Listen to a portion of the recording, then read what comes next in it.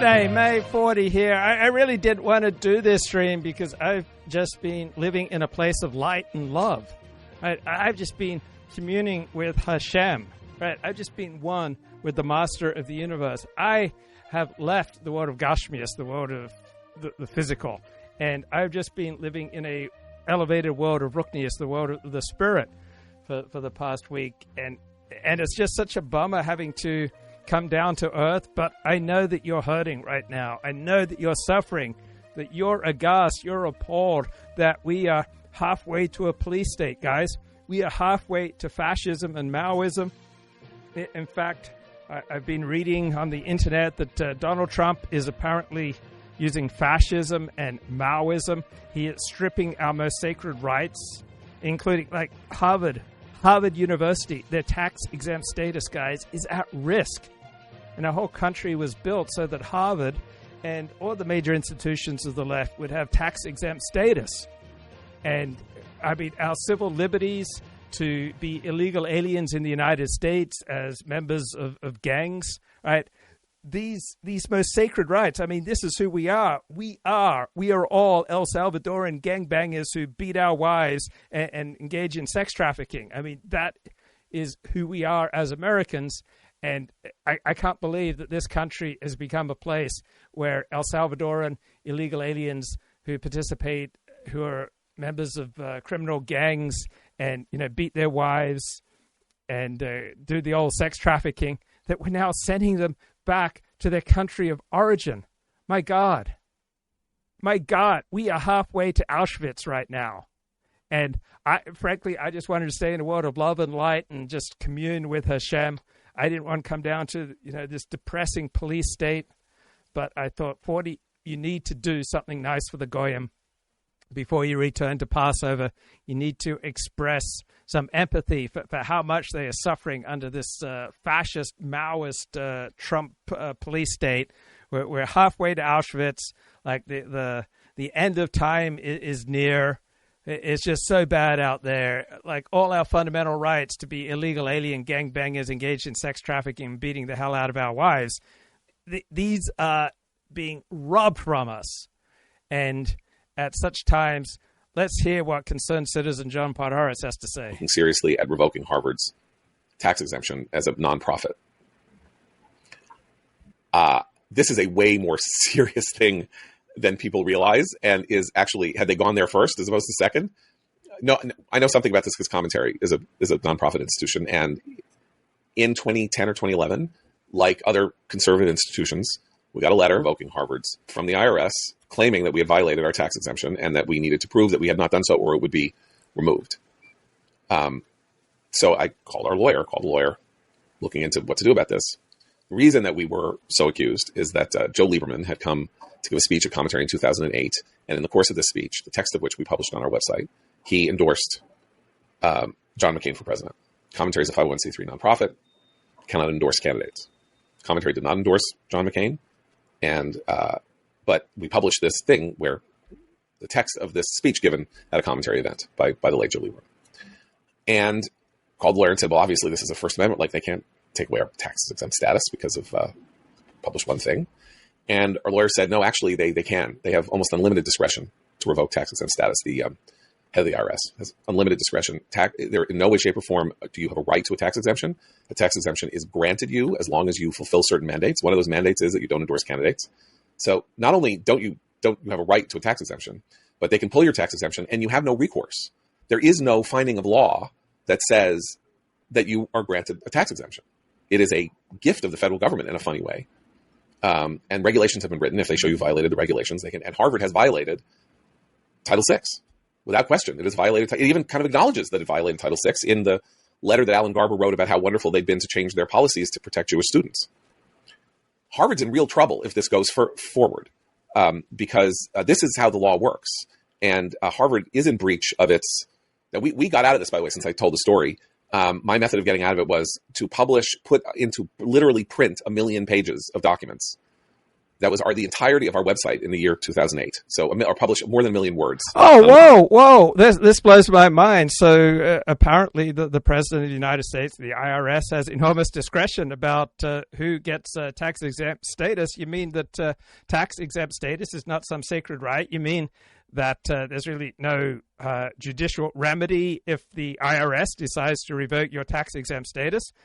Are you reminding me of when the Obama administration made sure that no Tea Party nonprofits could get tax-exempt status, that presidents of the United States who routinely use the IRS and their full powers of the executive branch to bully their opponents? Oh, my God. So perhaps what Donald Trump is doing is really not such a big stretch from what we've known previously. George Friedman on how geopolitics drives means Trump's for them tariffs. and what the new system might look like with regards to them. So the old system is obsolete. What I kind of want to understand, and I think a lot of people outside the US wonder, is, there's this idea that's being fairness. It's about interest. Perhaps the US is over committing resources in a way it doesn't need to. Is the global system currently unfair?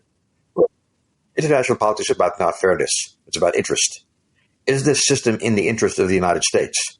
The United States and no other country. Whoa, George Friedman, you're blowing my mind.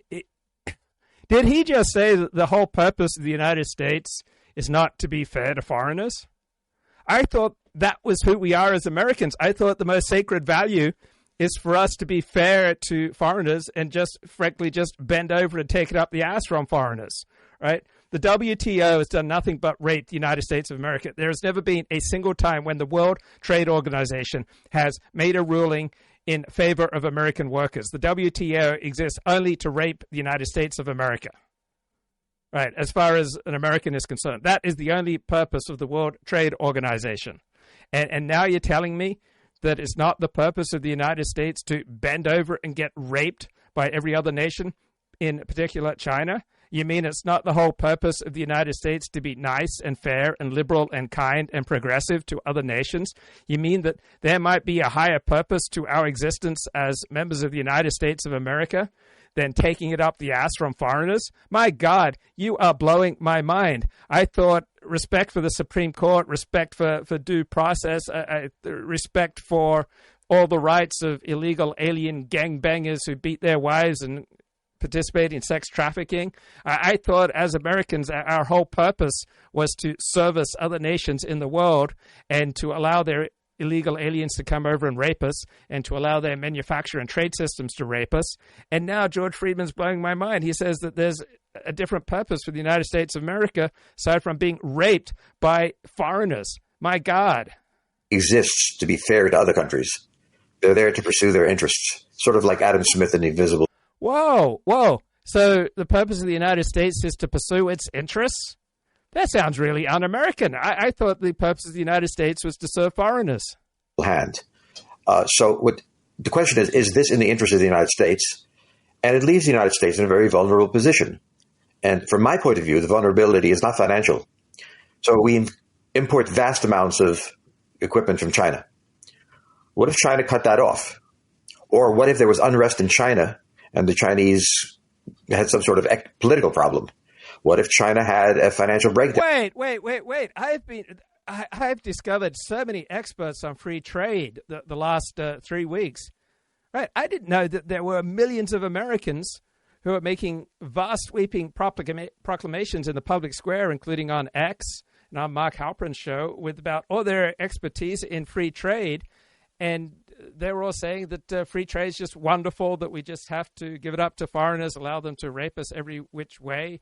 And it's the purpose of the United States to act as the world's market and screw American citizens. We're here to service the Chinese. And now George Friedman's saying something different. Like, I just been listening to all these free trade experts, and I thought they were telling me it's absolutely the will of heaven. It is all that is true and good and holy, that the United States must remain super vulnerable to any dislocation, right? To be a free trader means that we have to completely rely on supply chains coming from our enemies, coming from our rivals on goods traveling across the world, that if we were to take any steps, right, to protect America, to protect America's security interests, to protect America's, God forbid, communal interests, social interests, cultural influence, manufacturing interests, if we take any steps to create a certain kind of United States of America that is willing to try to provide a decent living for people on the bottom half of the IQ scale, that is the greatest travesty. That's what I heard, that we absolutely have to make ourselves as vulnerable as possible to our rivals, because that's free trade, man. We have to allow China and our rivals to just F us over every which way, because that's free trade. And if we start looking out for our own interests and developing any kind of manufacturing base to protect America, to protect America's security, but, oh my God, to operate the United States of America and its trade policies in the interests of Americans, including even those half of Americans who are below average in IQ, my God, what an abomination if we did that. Wow, what if we created the kind of economy where people who had average IQs could earn a decent to good salary in manufacturing jobs, right? There aren't service industry jobs that pay a good salary for people with an average IQ, but there are manufacturing jobs that pay a good salary with good benefits for people with an average IQ. What if we created a United States of America that takes care of Americans, including even those with average IQs, including even those with below average IQs?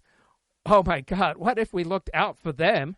What if we looked out for American interests? And oh no, we can't do that because that's trying to be autarkic. That's trying to be entirely self-sufficient. So perhaps just like reducing our vulnerability a little bit, protecting some manufacturing base so that if we need to start manufacturing weapons, we can do that rapidly. How did the United States manufacture so many ships, planes, and weapons in World War II? Because we already had a pre-existing manufacturing base, and we just transitioned, for example, our enormous car industry over to making weapons. But because we don't have that enormous manufacturing base, we can't do that anymore.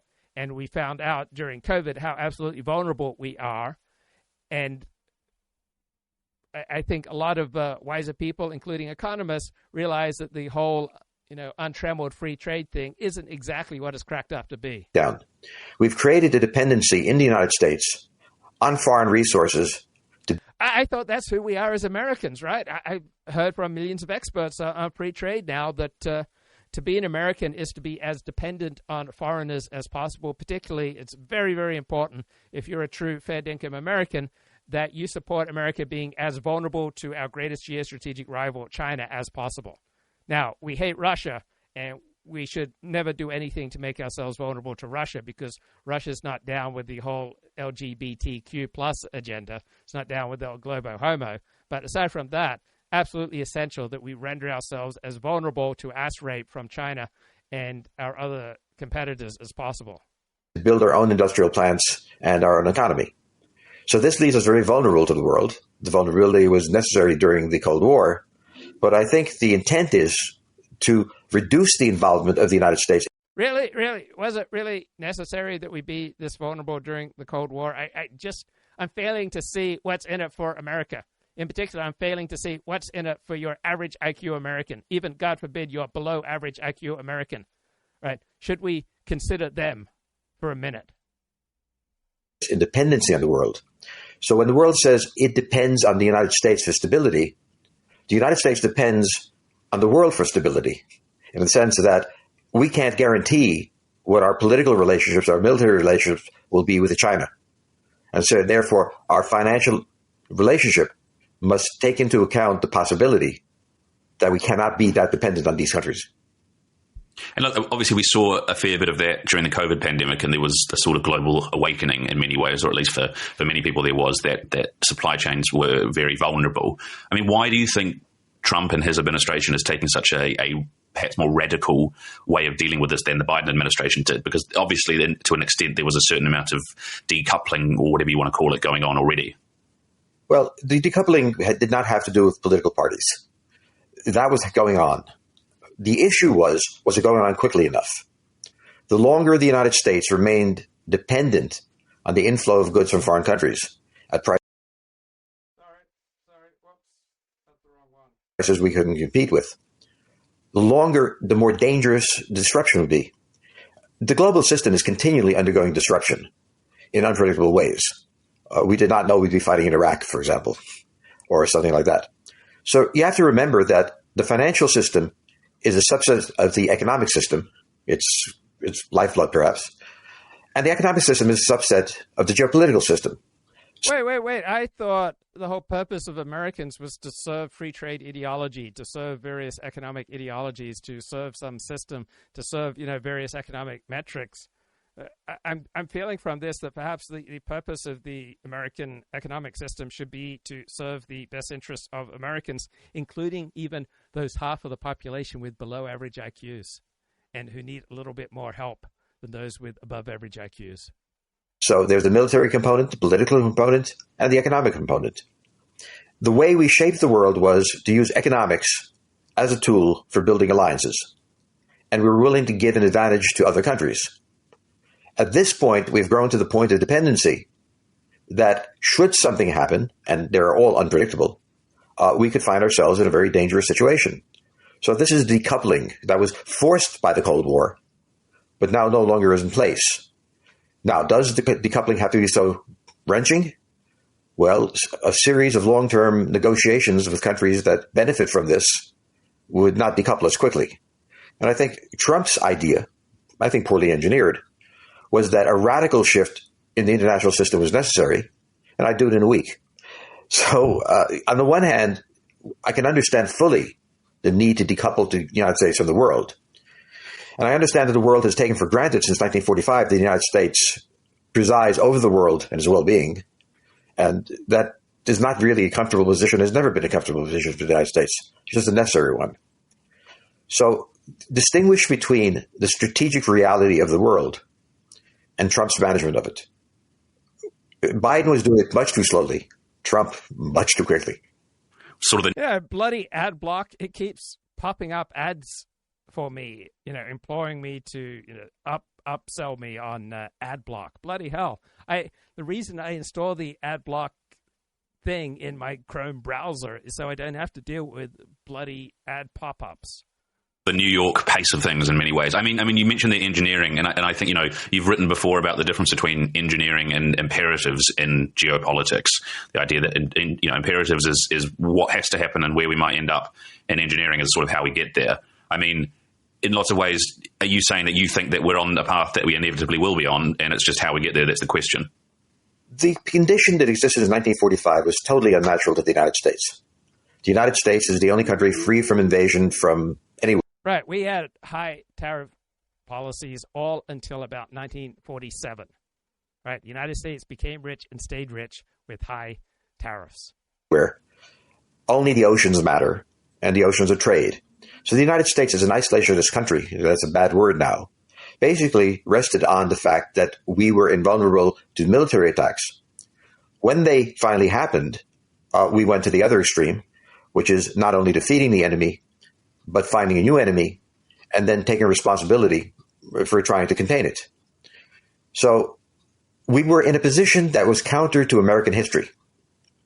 Those of us who lived through that, were born after it, we took it for granted. This is the American responsibility, and the world was very comfortable with this American responsibility. But it became unbalanced. It was no longer in the American interest, and this was the imperative, to reduce our exposure to the world so that we're not constantly in wars. This was the position on NATO, which is very similar to the position on financial things. We don't want to be that exposed.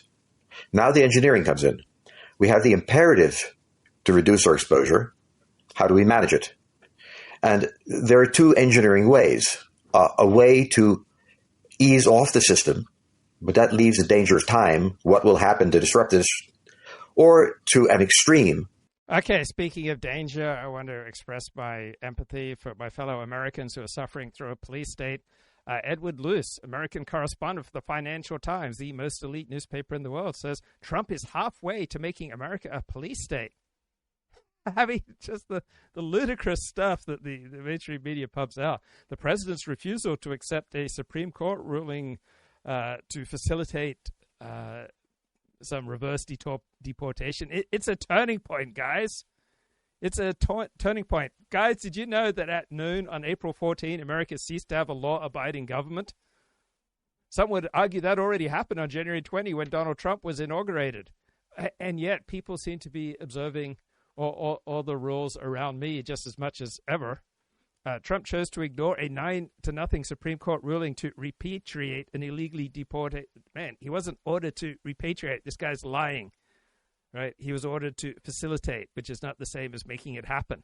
So we're supposed to believe that the United States Supreme Court and various district courts, they can rule that they have standing to force El Salvador to turn over an El Salvadoran citizen in an El Salvadoran prison to the United States. All right, just nonsense. And somehow this is supposed to be some kind of police state. I can't believe the Democrats are going to the wall for this El Salvadoran illegal immigrant, very probably a gangbanger, and someone who beats his wife. And this is the hero for the Democrats.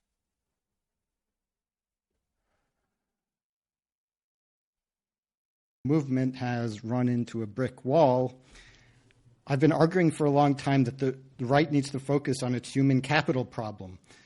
Institutions went woke because that's the ideology of the cognitive elites.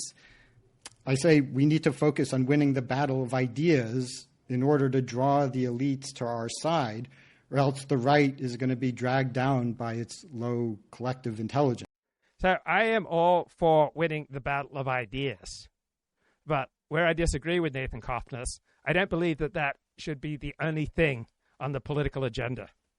I'm incredibly naive, right? I think looking after the interests of Americans should have some priority. For example, Donald Trump has crushed illegal immigration into this country and thereby dramatically improved the lives of millions of Americans. Right? We have had a restoration of law and order. We have had an end to violent left-wing Black Lives Matter Antifa riots that were burning up America, that were disrupting America. We have had a return of sanity. We have had an overturning of affirmative action and DEI through large swaths of America. So for me, naive 40, right, I don't think ideas are the only thing that matters. Right? I am so naive that I think the welfare, the safety, the thriving of Americans is just as important as winning the war of ideas. Back in February 2024, I specifically said it would be possible to mobilize the conservative mob to put Trump back in office and that he might take actions that would advance the war on woke. But I said that this wouldn't be sufficient to achieve lasting victory. Oh, my God, it wouldn't be sufficient to achieve lasting victory. I've got a newsflash. There is nothing that will achieve lasting victory. Life will go on. The left is an inherent part of the human condition. Why? Why have we had evolved left-wing instincts towards egalitarianism, towards openness to strangers, to a globalist internationalist perspective, to experimenting with innovative ways of leading a life, organizing a family? Because these left-wing tendencies have proved frequently to be highly adaptive, and that's why we carry on these left-wing tendencies, and there will always be left-wing tendencies. There were these type of left-wing tendencies thousands of years ago. There will be left-wing tendencies thousands of years from now.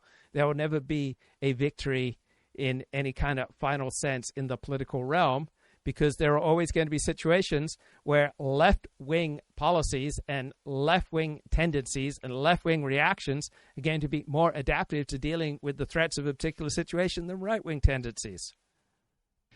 Mob rule by a low IQ coalition would backfire and reinforce smart people's identity as Okay, so how dramatic do you think is the IQ difference between people who voted for Donald Trump and people who voted for Kamala Harris? Right, you would have a hard time convincing me that it's much higher than 1 point on average, right? The Democrats are the party of the upper class and the lower class. So where's the evidence that there is this dramatic difference between your average Republican and your average Democrat in IQ? I don't see it. Now, the intelligentsia is dominantly on the left. Yes, that is true.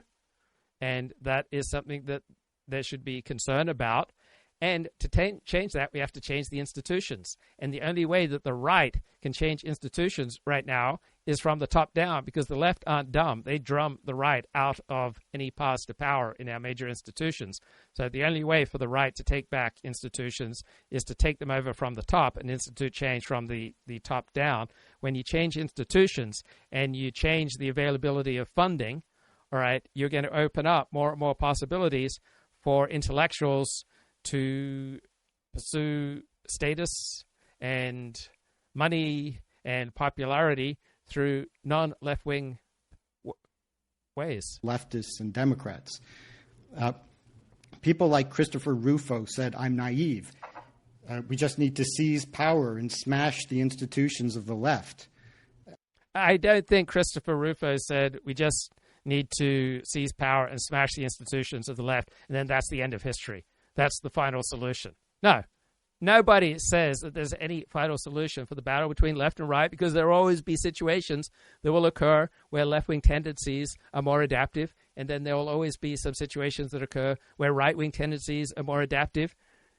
Right? You never know coming down the pike when an authoritarian, xenophobic police state is the most adaptive approach to a challenge, and then there will be other situations that come along where some kind of wide open, innovative, globalist, socialist perspective will be more useful for dealing with a particular type of situation. All right, there will always be situations where the left has better ideas, and there'll always be some situations where the right has better ideas. There's never going to be a final solution in the battle between left and right. That's incredibly naive. It's just downright stupid. After Trump issued his executive orders against DEI, withheld funding from universities, deported some Hamas supporters, many conservatives declared that woke was dead. Who? Name me one thoughtful conservative who declared that woke was dead, not just as dramatic attention-seeking overstatement, but for all eternity, right? People on the right tend to be connected to tradition. They tend towards a skeptical view of human nature. They tend not to be utopian. They tend to be quite resistant. They tend to be the last people in the world to be what Nathan Cofnas says, to think that there is some kind of final solution in the struggle against human nature and the struggle against enemies and the struggle against the forces of chaos and disruption. So nobody thoughtful on the right thinks that there's any kind of final solution to the human condition and to the eternal struggles between left and right. And in January, I wrote a Substack essay, Was I Wrong About Woke?, where I said that the so-called vibe shift that everyone on the right was so excited about wasn't going to last, and that the MAGA coalition... Yes, the vibe shift, that's shocking. It's not going to last. Nothing's going to last. All right? I'm not going to last. You're not going to last. All right? Everything will turn to dust. Everything that we work for will fall apart. Nothing lasts. But for millions of Americans, they currently enjoy a much higher quality of life because Trump was elected president. I don't know how many dozens or hundreds or thousands of Americans are simply alive today because Donald Trump was elected president and the forces of chaos and crime have been intimidated. So does the well-being, the increased safety for tens of millions of Americans not matter? And part of increasingly feeling safe is crushing illegal immigration. Psychic safety is real safety.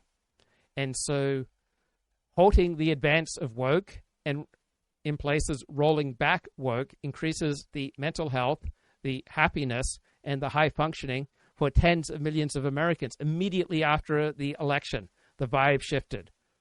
Conversations became much healthier. What happened in workplaces and in all sorts of social settings became much less fractious, much less vicious, much more pro-social. So for me, naive me, improve quality of life for tens of millions of Americans, improve safety for tens of millions of Americans. All right, to me, that counts, that matters, even if it does not persist for the next 15,000 years. So from the perspective that Nathan Cofnas is offering here, that if the Trump vibe shift doesn't last for at least 15,000 years, then it means absolutely nothing. To me, improved quality of life for tens of millions of Americans for going on several months now, to me, that matters. Even if they are of average IQ, even if they are of below average IQ, their safety, their welfare, their happiness, right, their higher functioning, to me, that has some value. That means something. The welfare, safety, protection, and higher functioning of ordinary Americans, even if they just have a 93 IQ, to me, that's important. That's a really good thing, even if it doesn't last for 15,000 years. Still didn't have the human capital to govern effectively or retake the culture. Oh, my God. So if the right can't retake the culture, then it's all meaningless. The culture is really vast, right? Anyone set on just completely retaking the culture is inevitably going to be frustrated. The culture is always going to slip out of your hands. Now, there was a right-wing vibe shift in the culture for about a year prior to Trump's election. Trump was elected surfing on a wave of a right-wing cultural shift. And, in turn, he has contributed to the building of that wave, which has improved the quality of life for tens of millions of Americans. Now, even if it doesn't last for another 15,000 years, to me, that's significant. And now I suggest MAGA is imploding for exactly the reason I said it would. It's pursuing. And how is MAGA imploding? Because Richard Hanania and Nathan Cofnas and some of the other intellectuals like them are just appalled. They're shocked. They're horrified by all the bullying, the fascist Maoist bullying that Trump's engaged in. Amy Wax here is absolutely the voice of reason. Doing idiotic, self-defeating. Look, here's the problem with young people. They seize on often some good ideas and they pursue them to absurd lengths. And Nathan Cofnas has many great ideas, and he used to be quite the careful scholar, but he's become quite intellectually sloppy in his public pronouncements due to derangement syndrome over the past month or so. Policies reflecting its collective stupidity. Like I predicted, Trump's act. Collective stupidity. This Trump administration is just collective stupidity, really. Right? It's the most consequential presidential administration since FDR's first term. So did they get to be so incredibly consequential and powerful because they're just a bunch of morons? Actions are sending the message that the political right isn't a place for competent thinking people. The political right is not a place for competent thinking people because Donald Trump is such a disaster. Right? It's such a huge statement. It just strikes me as completely ludicrous. What do you say to something like that? Right? This is the problem with youth. They seize on a good idea and then they take it to absurd lengths. Nathan Cofnas has a great idea that the most effective way to combat woke culture is to note that different groups have different gifts.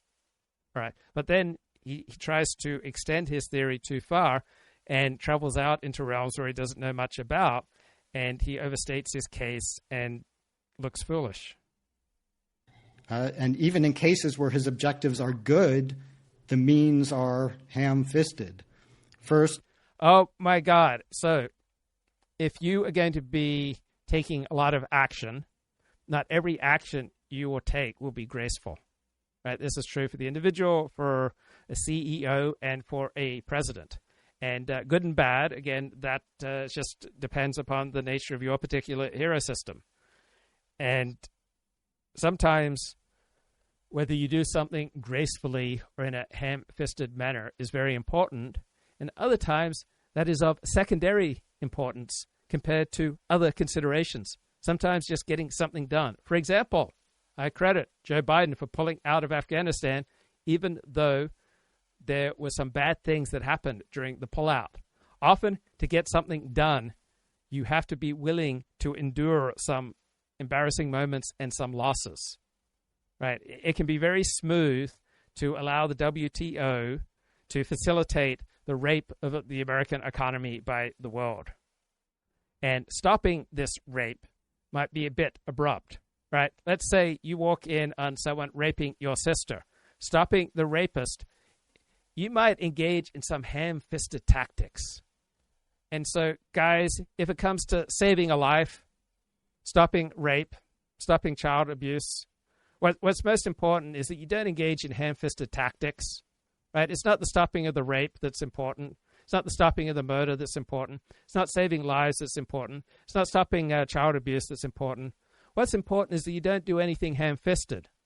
And the great benefit to this approach of making sure you never do anything ham-fisted is that you'll never be able to do anything. You'll just have to be passive, because in our incredibly complicated world, there is absolutely no assurance, no matter how smooth and intelligent and sophisticated your intentions, that given all the variables out there, that you'll always be able to go about things in the most smooth and sophisticated manner and never engage in anything ham-fisted. Right? If you want to reduce rape, you will have to engage in many ham-fisted practices. You want to lower murder rates? And here I am. I'm an anti-murder, anti-rape, anti-child abuse activist. And I admit that stopping murder, stopping rape, stopping child abuse, stopping the rape of the American economy, that this will require some actions that won't be smooth and adroit. In fact, that they will come across as ham-fisted. And this is what a rube I am. All right, I'm from outback Australia. To me, stopping rape is more important than whether or not the means that I employ to stop rape are ham-fisted. To me, stopping terrible developments in American culture, such as DEI, right, halting that and pushing it back in some areas, to me, that's more important than whether or not the efforts are ham-fisted. To me, pushing back on left-wing dominance of our institutions is more important than whether or not some measures to push back against the enemy are ham-fisted. To me, reducing murder rates is more important than whether or not the techniques that we use to reduce murder rates are ham-fisted. To me, crushing illegal immigration is a more important goal than whether or not some methods that we use to crush illegal immigration are ham-fisted. Stopping the dominance of the left in all our institutions, and the left continually using its institutional power to oppress Americans who don't share their left-wing perspective, right? Providing some safety, some breathing space, some reasons for optimism, for a higher quality of life and higher functioning for non-leftist Americans. To me, right, improving the quality of life for hundreds of millions of Americans, that's more important to me than whether or not the methods used to improve the safety and the quality and the functioning of the lives of hundreds of millions of Americans, whether or not some of those methods might be ham-fisted, perhaps not the most sophisticated and smooth in the articulation of these procedures. But here I am. I'm just a clumsy anti-rape, anti-murder, anti-illegal immigration, anti-child abuse activist who has higher priorities than whether or not we're winning the war of ideas, whether or not we're doing things in the most smooth and sophisticated and really cool rhetoric and just very philosophically grounded and super strong epistemics. Right? To me, stopping murder, stopping rape, stopping illegal immigration, right? That's at times more important than having great epistemics. But hey, what do I know? I'm just a bloke from Australia. The assault on universities should have been planned in collaboration with allies within academia who The assault on universities should have been better planned. Yes, you can always plan everything better. At least Trump is taking action. Right? The left has a stranglehold over our our universities. And you can critique every single action that Donald Trump has taken, right? But the critique doesn't seem very strong to me if you don't recognize the enormous amount of good that he's doing, right? If you're just A-OK with the left having a stranglehold over almost all our institutions, unless we go about things in a super sophisticated, high IQ manner, it doesn't seem like a strong argument to me. Actually know what's going on. Instead, the administration... Oh, so the Trump administration just doesn't know what's going on. It just doesn't have a clue about really what's happening with the universities. I get the sense they have a fairly decent idea of what's going on with universities. And I think Trump and the Trump administration benefit from accurate criticism just as much as I do and just as much as Nathan Cofnas and Amy Wax does. Like, everybody benefits from accurate criticism. There are many accurate criticisms of Donald Trump. But to only provide hysterical criticisms that Trump is acting in a fascist manner, right, which is essentially the underpinning of Cofnas's critique, that Trump is simultaneously acting in a fascist and a Maoist manner. And I just don't find that level of hysteria intellectually convincing. I just find it silly. If all you can do is crap on Donald Trump as this administration pushes back against almost all our institutions that are controlled by the left, then I would suggest that you lack perspective, that you lack wisdom. Administration is just carpet bombing all institutions of research and learning. So is this administration just carpet bombing all institutions of learning? So how many institutions of learning do we have in this country? Let's say we've got 500 serious institutions of learning. So how many of those institutions can you seriously argue that Donald Trump has carpet bombed? Right? You'd have a very difficult time coming to a number higher than 5. So 99% of our institutions of higher learning have not been carpet bombed by the Trump administration, which makes it difficult for me to take this hysterical critique seriously. It just seems to me the epitome of foolishness. Second, instead of reforming the federal bureaucracy, Trump and Musk are destroying it. Okay, instead of reforming the federal bureaucracy. So we know on the basis of donations from federal employees that they donate to Democrats about 20-1 compared to Republicans. So their unions, their leaders, overwhelmingly in the hands of the left. And so firing, I don't know, have we fired 2%? Have we even fired 1% of federal government workers? That doesn't strike me as excessive. Have we, at most, we fired 2% of federal government workers? That just doesn't strike me as excessive. Does that seem just terribly excessive to you?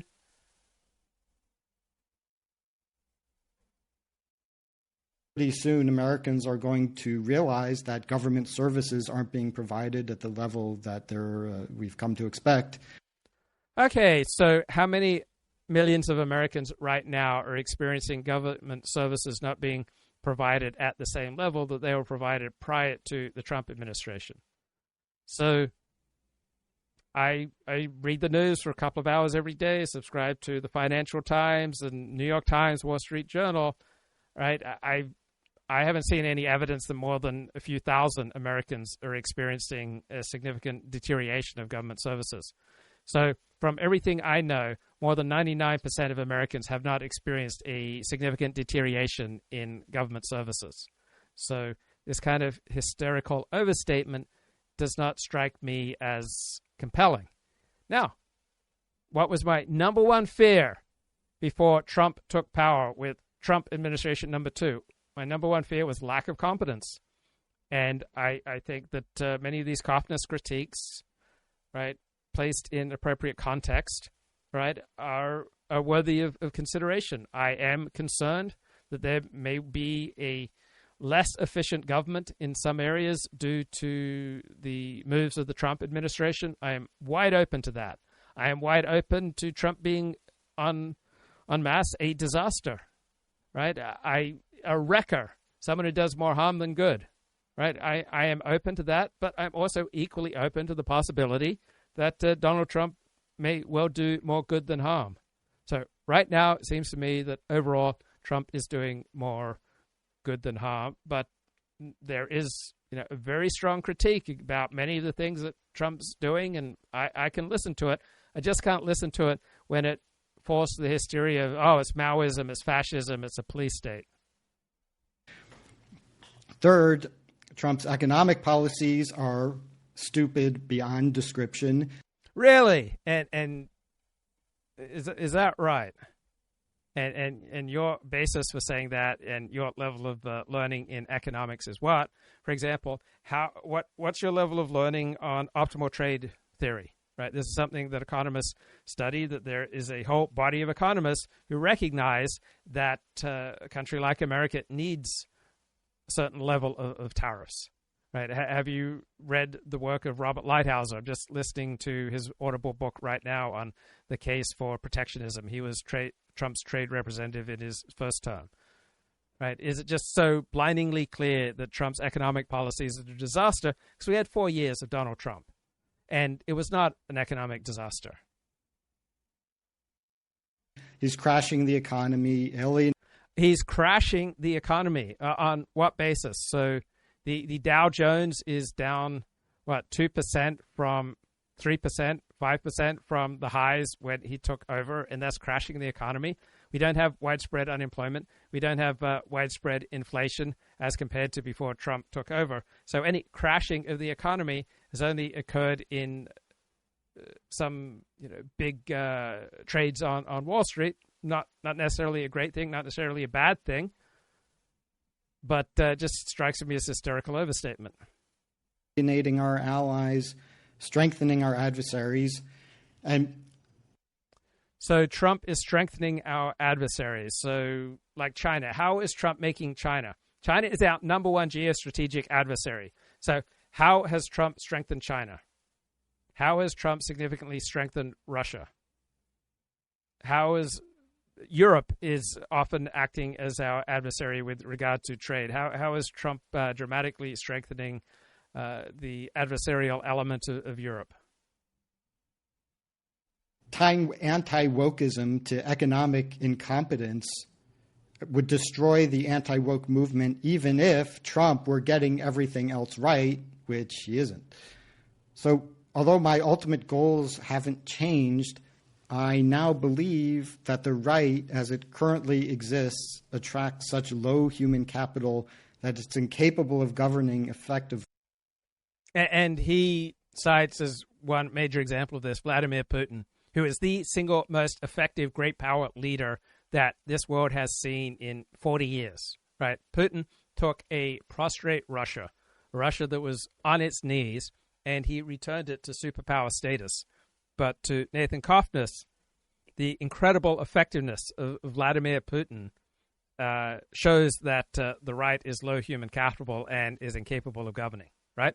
The most effective great power leader of the last 40 years shows that the right is incapable of governing.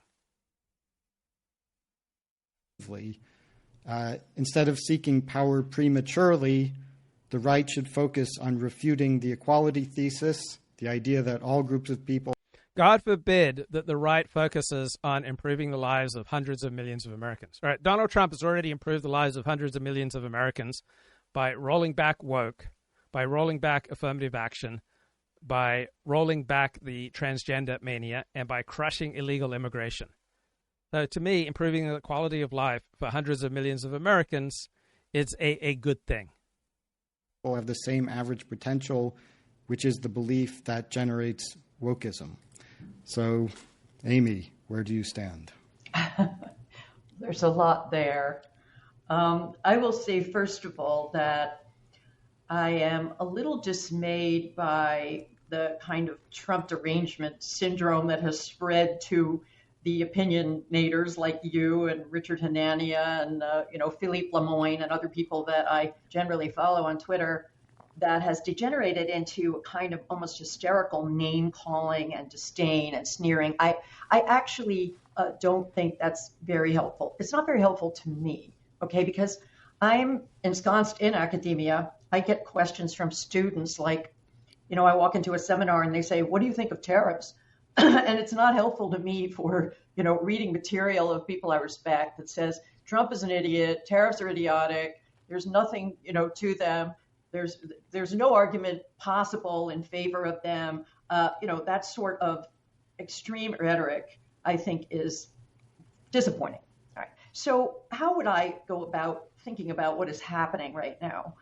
I wouldn't focus so much on low human capital, although, frankly, the right now is outgunned and outclassed and out-rhetoriced, and part of it is because the people in academia, the opinionated class, the elites, are very smart, very wily, very sneaky, right? So they are very formidable opponents, and I will get to that in a minute when we talk about what's happening, what Trump is trying to do to the universities.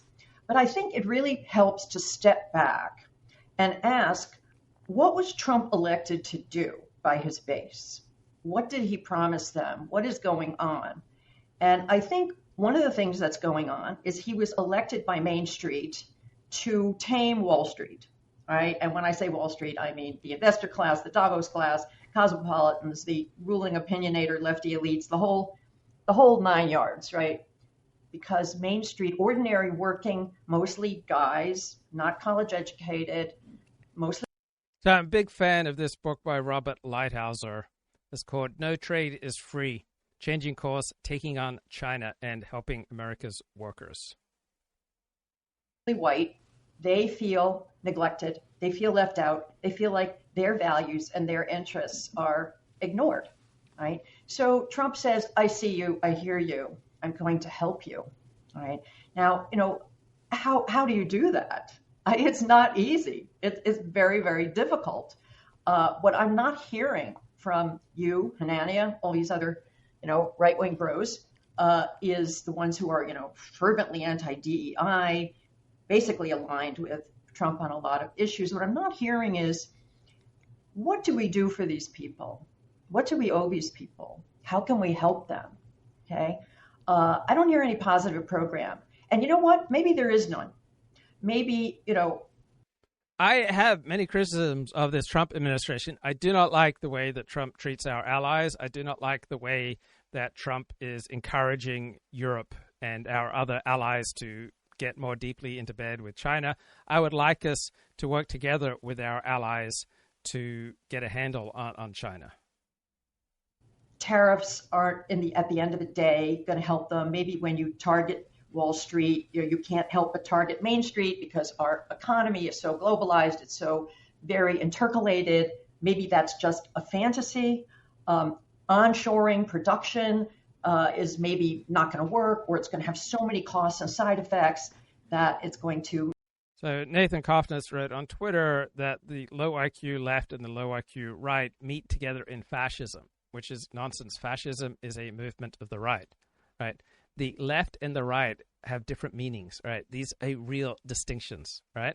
They have different practical characteristics rooted in their core values, right? Conflating them, especially and calling them fascism, is just nonsense, right? Left and right mean something, right? Fascism is a right-wing ideology. It doesn't fuse with left-wing principles, right? Political left is known for egalitarianism, right?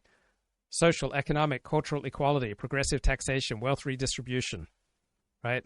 Affirmative action to reduce disparities, collective welfare, right? Looking after marginalized groups, social progress, right? Innovative ways of forming families, such as gay marriage, skepticism of hierarchy, skepticism of the power of race and ethnicity. And the left is globalist. It supports international cooperation, free immigration, multiculturalism, right? Borders, national borders, not viewed as particularly sacred from a left-wing perspective. So practical examples: universal basic income, decriminalizing drugs, right? Decriminalizing all sorts of behavior. To be on the right is to be for harsher punishment of norm violators. Climate change initiatives, right? A globalist perspective, right? Labor strikes, civil rights campaigns, anti-imperialist protests. These are all movements of the left. I got this from Grok. Right? I said, what are the clear practical distinguishing characteristics of the political right and left? Right? The idea that the low IQ left and right join in fascism is silly. Left and right means something, right? So that's what I said to Grok. Grok agreed with me. Political right, hierarchy, order, right? Social structure, family, religion, class, race, institutions that maintain tradition and authority, strong military, law enforcement. Hierarchy is normal, natural, and healthy from a right-wing perspective. There is not nearly the drive to make everything equal for everybody. Right? From a right-wing perspective, life is tough, and different people have different capabilities, that different groups have different gifts, and it's just silly to try to ensure that everybody has the same economic outcome. Cultural continuity. You defend established norms and practices such as heterosexual marriage. Right? To be on the right is to have much more fear of outsiders, much more skepticism about immigration, secularism, and progressive social policies, such as same-sex marriage. To be on the right is to be nationalistic, to be racist, right? To prioritize the sovereignty, the safety, and the welfare of your particular people. To be on the right often means favoring protectionist trade policy, strict border control, strong militaries, limited government, little interest in big international affairs. Right? Fascism is a right-wing phenomenon. It's not a left-wing phenomenon. It's ultra-nationalist. It's hierarchical. It's leader-centric. It is not obsessed that everybody has to have an equal outcome. Its obsession instead is with a mythic national identity and a militarist society, right? Where you have law and order and nationalism. Right? The idea that the low IQ left and right merge into fascism ignores their completely incompatible goals. Now, you have left-wing authoritarianism such as Stalin, which can share some tactics with right-wing authoritarianism, but its aim, class equality, universalism, completely contradicts fascism's elitist nationalist core. Right-wing authoritarianism such as military juntas can resemble fascism, but they lack its totalitarian mobilization and its cult of personality. So left and right, they have real meaning. They don't merge. Be a net negative. I mean, all of that stuff, I think, needs to be discussed in a systematic. Okay, let's get Michael back on the show. What's going on, man? 40, how are you? I'm good, bro. So I'm not that familiar with Cofnas' take, and I've been kind of multitasking, so I didn't really listen to that clip that you're playing. But I think when you talk about someone like Richard Hanania, who is like in a similar space, and you've mentioned him too, I think that the reason that these guys tend to be anti-Trump and kind of go out of their way to take shots at Trump and his supporters is because Hanania is kind of out there, like he said some edgy stuff. And so he feels like it behooves him to just mitigate that, to say, oh, but by the way, I don't like Trump. So there's that, you know. So I think they have kind of a perverse incentive to get out there, like on social media, and it's like a status signal. And that's not necessarily towards Cofnas, because like I just don't know, but that's definitely my take on Hanania, is that that's his way of showing it's to show that he's superior to other people. It's contrarian, and it's also just to mitigate some of the edgy things that he said in the past. Yeah, I mean, to be an elite is to loathe Trump, and if that's your primary social circle, it'd be very difficult not to just show how much you despise Donald Trump.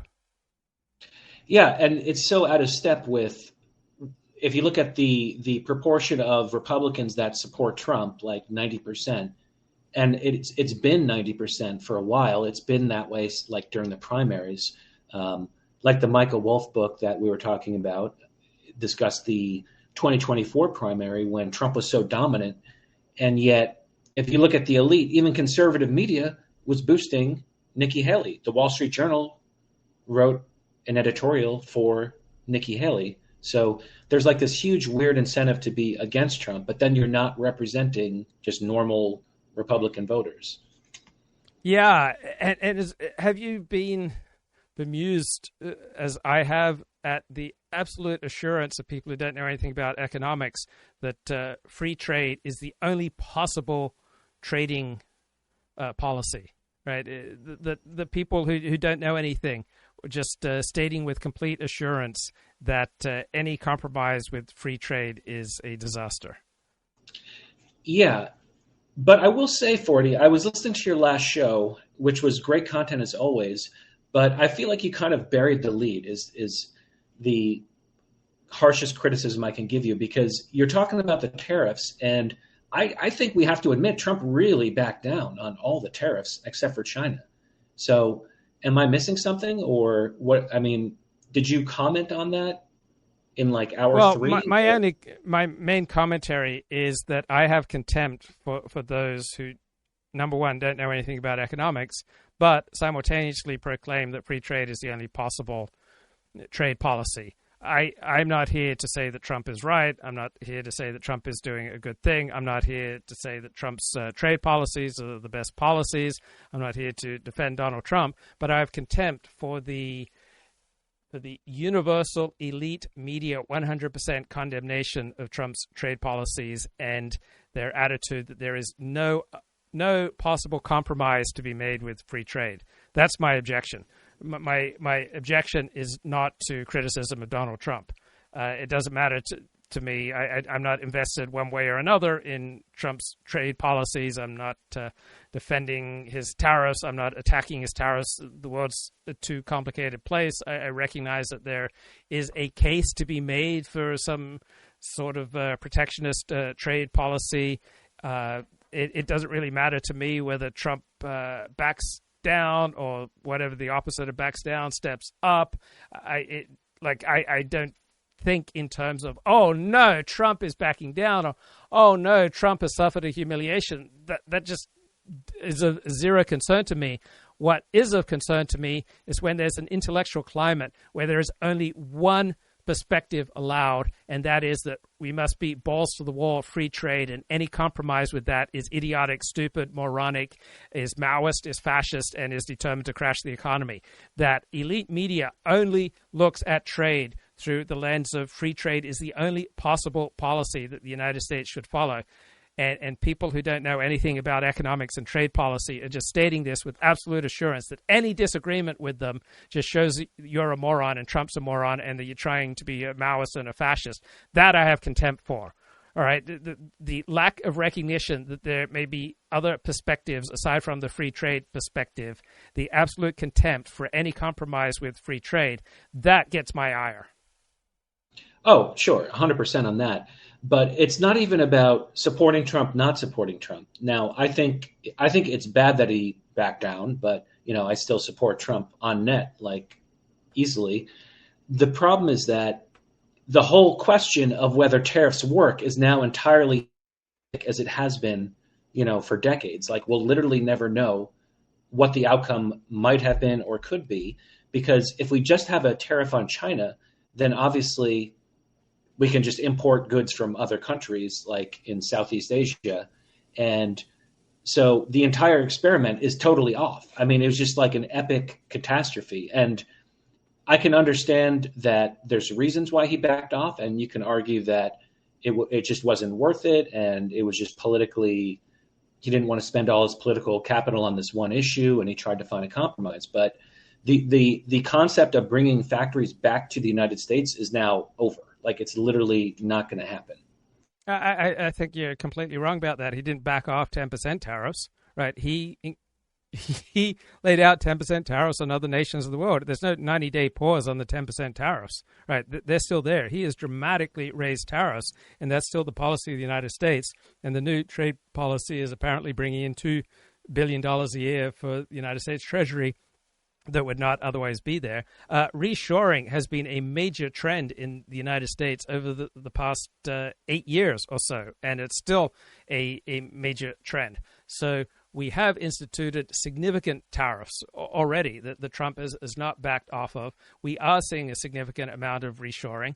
And now you can argue about whether we should have more or less, but we certainly had a significant move towards tariffs. We are now negotiating trade policies with upwards of 70 countries. So I don't know. Maybe Trump won't be able to arrange superior deals. All right. I'm not here to tell you that Trump is right. And I'm not here to tell you that Trump is winning. And I'm not here to tell you that Trump's tariff move is genius. What I am here to tell you is that any assertion that Trump's trade policies are anything less than a 100%, I'm getting confused here, asserting that Trump's trade policies are absolutely clearly 100% a disaster, that to me is arrogant, right? We don't know what kind of trade deals he negotiates. We don't know what's going to happen tomorrow or next week. The world's an incredibly complicated place. I've got an open mind whether or not Trump's trade policies work out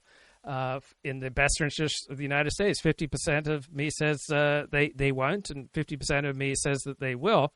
But I don't know why you would think that this discredits tariffs when he has kept in place the 10% tariffs, and we are renegotiating all of our major trade deals, and we would not have been able to do so without this emergency declaration, right? So far, during the 40-plus years that we have been operating and working within the WTO, we have only been fucked, right? The United States has never had a WTO ruling in the interest of the American worker.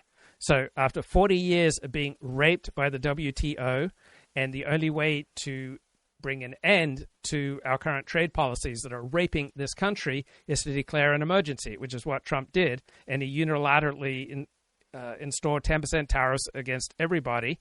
And he is unilaterally, under this emergency declaration, saying that we're going to renegotiate our major trade deals. He could not have done this following the normal rules of the WTO. He had to do something like this dramatic, and by showing people that he was willing to crash the financial markets, right? That he is willing to go balls to the wall.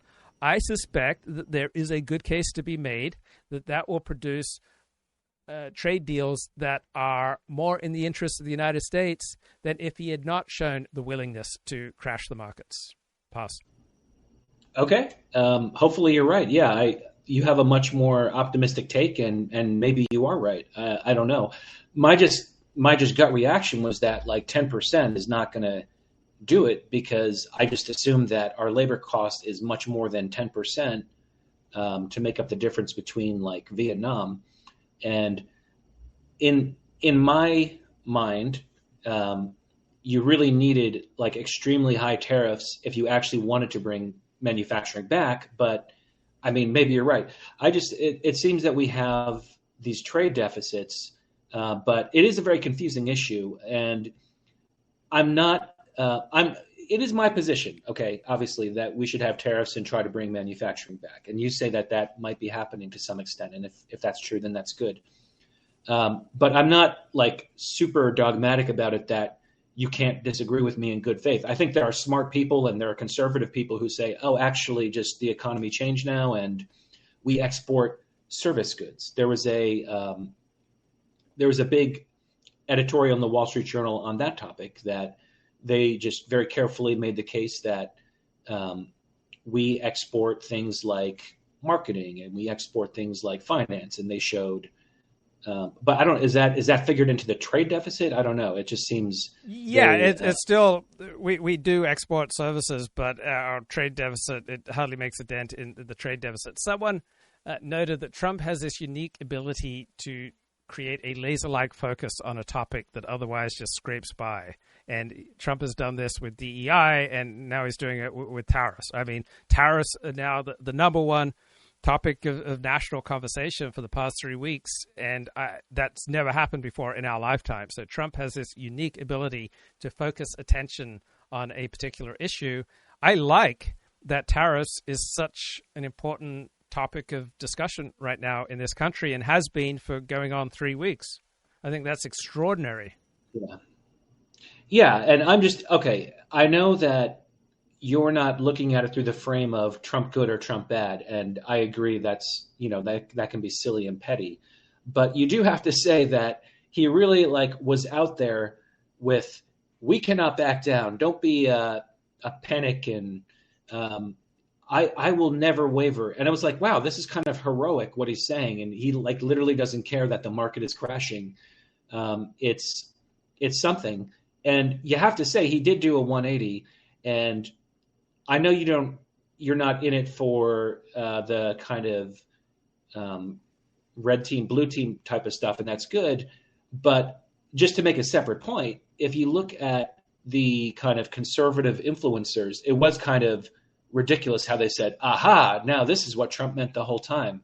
It's like, I don't think he meant that. He was very clearly stating that he was not going to change course, and then he certainly did do a 180. So it doesn't mean that it's not still a net positive. It doesn't mean, as you say, that perhaps we're still going to improve the situation with trade, but it wasn't a good look. And I think I made it clear that I support Trump, but let's get real. Like, that was a little embarrassing. Yeah, it didn't look good, but there are so many things more important than looking cool. For example, pulling out of Afghanistan was the right thing to do, even though it got messy, and showing that you're willing to crash the world economy and the American economy in your desire to remake the American economy. That may, in the fullness of time, be shown to be a disaster, but I think there's almost equally as good a chance to say that that was necessary to secure the kind of trade deals that we need to make America stronger again. The bond market may have been more important than Wall Street. Once 10-year Treasury yields, or was it 30 years, going up past 5%, that was when Trump wavered. And so now we've got them back down to 4.3%. We always live in a situation, and the situation is constantly changing, and what's the appropriate policy in one particular situation ceases to be an appropriate policy in a different situation. So when the world around you changes, it makes sense to change with it, and it also makes sense rhetorically to say, I will never change, but it pragmatically makes sense to then completely go back on your word. There's a reason that people are constantly contradicting themselves and going back on their word, because we live in a very confusing and challenging world. Yes, and also there's the internal battle within the Trump administration about what is the right thing to do. And from what I believe it was from the New York Times, had some good reporting on this, which is that, as you know, Peter Navarro is the pro-tariff guy, and he was the one pushing for the kind of maximal tariffs. But then on the free trade side was Elon Musk, and then he has some guys in there who likewise are not in favor of the tariffs. And so it just kind of seemed the Commerce Secretary, Bessent, Lutnick, these guys were against the tariffs. So there was an internal debate. There were bad indicators in the stock market, and it seems like Navarro lost that debate. Elon Musk called him dumber than a sack of bricks, which he's not. He went to Harvard. He has a PhD in economics from Harvard. But Peter Navarro took it pretty good. Like, this is a guy with a sense of humor. So he's asked about Elon Musk calling him a moron, and he kind of laughs it off. So I can appreciate that he's still like a voice in the administration. Yeah, and I don't think it's necessarily a good thing to have the administration singing out of the same hymn book. There are times and circumstances where you want people singing out of the same hymn book, but in an incredibly complicated world, let's hear different arguments and let different approaches to trade, let them fight it out in the public sphere and have different parts of the Trump administration arguing for different policies. Let's have one big national conversation about tariffs. Now, according to the elite media, there's only one perspective you can have on tariffs, and that they are bad. But for regular Americans, they tend to have a fairly positive view towards tariffs. And I just think it's fantastic that for more than 3 weeks now, the number one topic of political discussion has been tariffs.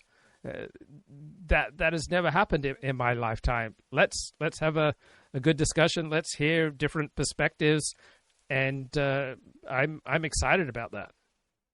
Well, the other big topic has been Kilmar Obrega Garcia. Does that ring a bell? Yes. The El Salvadoran illegal immigrant, possibly gangbanger and a wife beater. The media is so pissed that we deported this guy. And it's like, if there's going to be this much fuss about one guy, like, we're never going to make any progress. I think that's kind of the point, is what I'm starting to think. Well, now, I will give the left credit. It's not the guy Their problem is, did the Trump administration ignore or defy the courts? And so the belief that we have a rule of law and that we have three branches of government, including the judiciary, and the judiciary has power to push back against the executive branch and the congressional branch, right? That is worthy of fighting for, right? Due process is worthy of fighting for. I don't think that non-Americans and illegal aliens have any right to due process, but I understand the left-wing perspective that there are reasons to be concerned about the Trump administration being out of control and possibly defying the courts. So I grant a great deal of legitimacy to the left-wing concern about this. It's not the person, really. The person is just a vehicle for them to express their outrage at what looks to them, and they may be right, the Trump administration defying courts. Well, they picked a really bad vehicle, and it's kind of funny. It's nothing against El Salvador, by the way. I've been to El Salvador recently, and it's very cool. And everyone loves the President Bukele, and he's a very reasonable guy. But yeah, they picked a very bad guy to make their poster boy.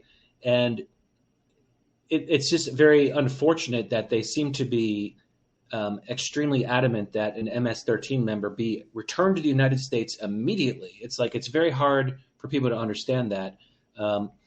And the issue at hand, like, we seem to be debating whether he really is an MS-13 or not. And what I've seen, it kind of seems like he is. I mean, there's a police report, I believe is in Baltimore.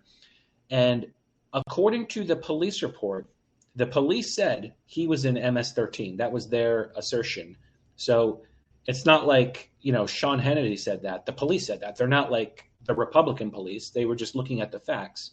And I believe that their evidence was that he was seen, he was with guys that were in MS-13.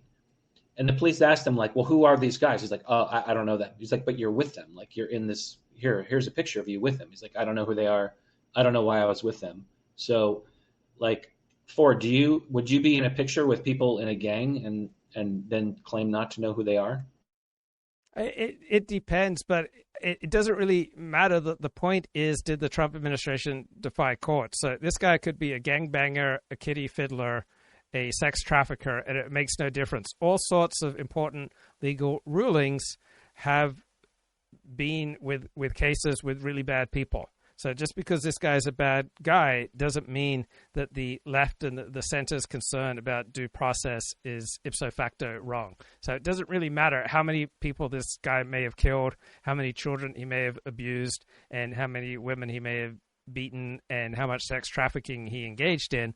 What matters is the law and the legal process, and you don't have to be a righteous man to play a significant role in legal proceedings. There's absolutely no connection between how righteous you are and how important legal rulings are with regard to you. Like, all sorts of important legal rulings have come down with regard to really bad people.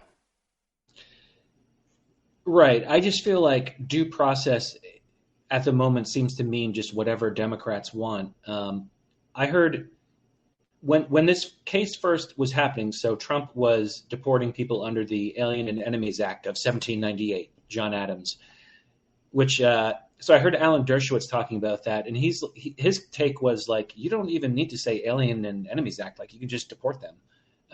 But I just think it's a little problematic to say that due process means complying with what a judge says, because sometimes judges say something and then it's overturned by an appeals court. So it seems like an extremely gray area, the extent to which a judge can say, bring this guy back. And then if you can say, well, the Supreme Court said, like, bring this guy back. I mean, it's just crazy. I'm getting to the point where maybe we can just compromise and bring him back and then just like send him back again. Would everybody be happy then? Yeah, and he's never going to be free in the United States. And so it may be the most judicious thing to bring him back and then expel him and go through the legal hurdles.